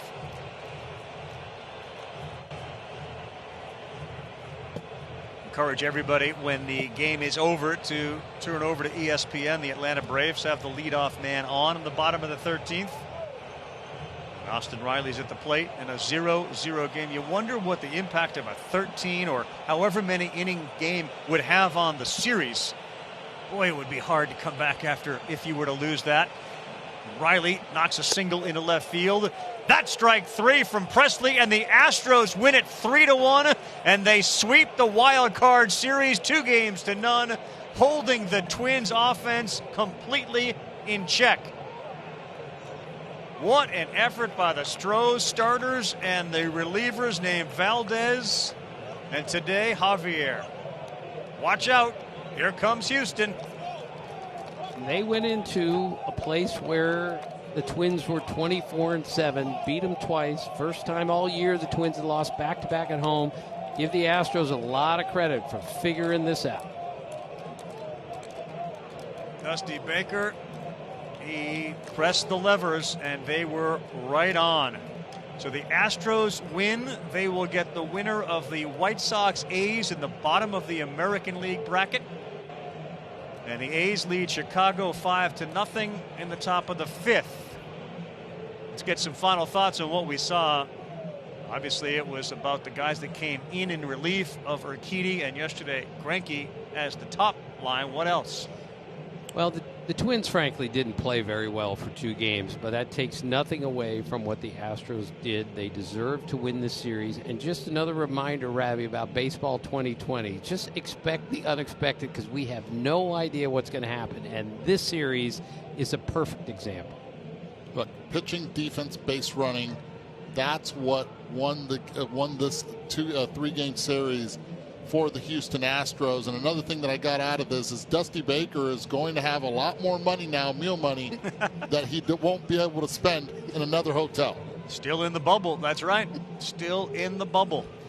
Check it out. Cardinals and Padres, 5 Eastern time, ESPN2. Yankees and Indians at 7 on ESPN. We will be back for the Brewers and the Dodgers. Again, 13th inning of the Reds and the Braves on ESPN. Invite everybody to go check that out.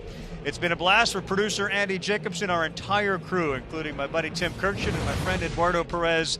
I'm Carl Ravitch. We'll see you at 10 Eastern as baseball on its best day ever continues.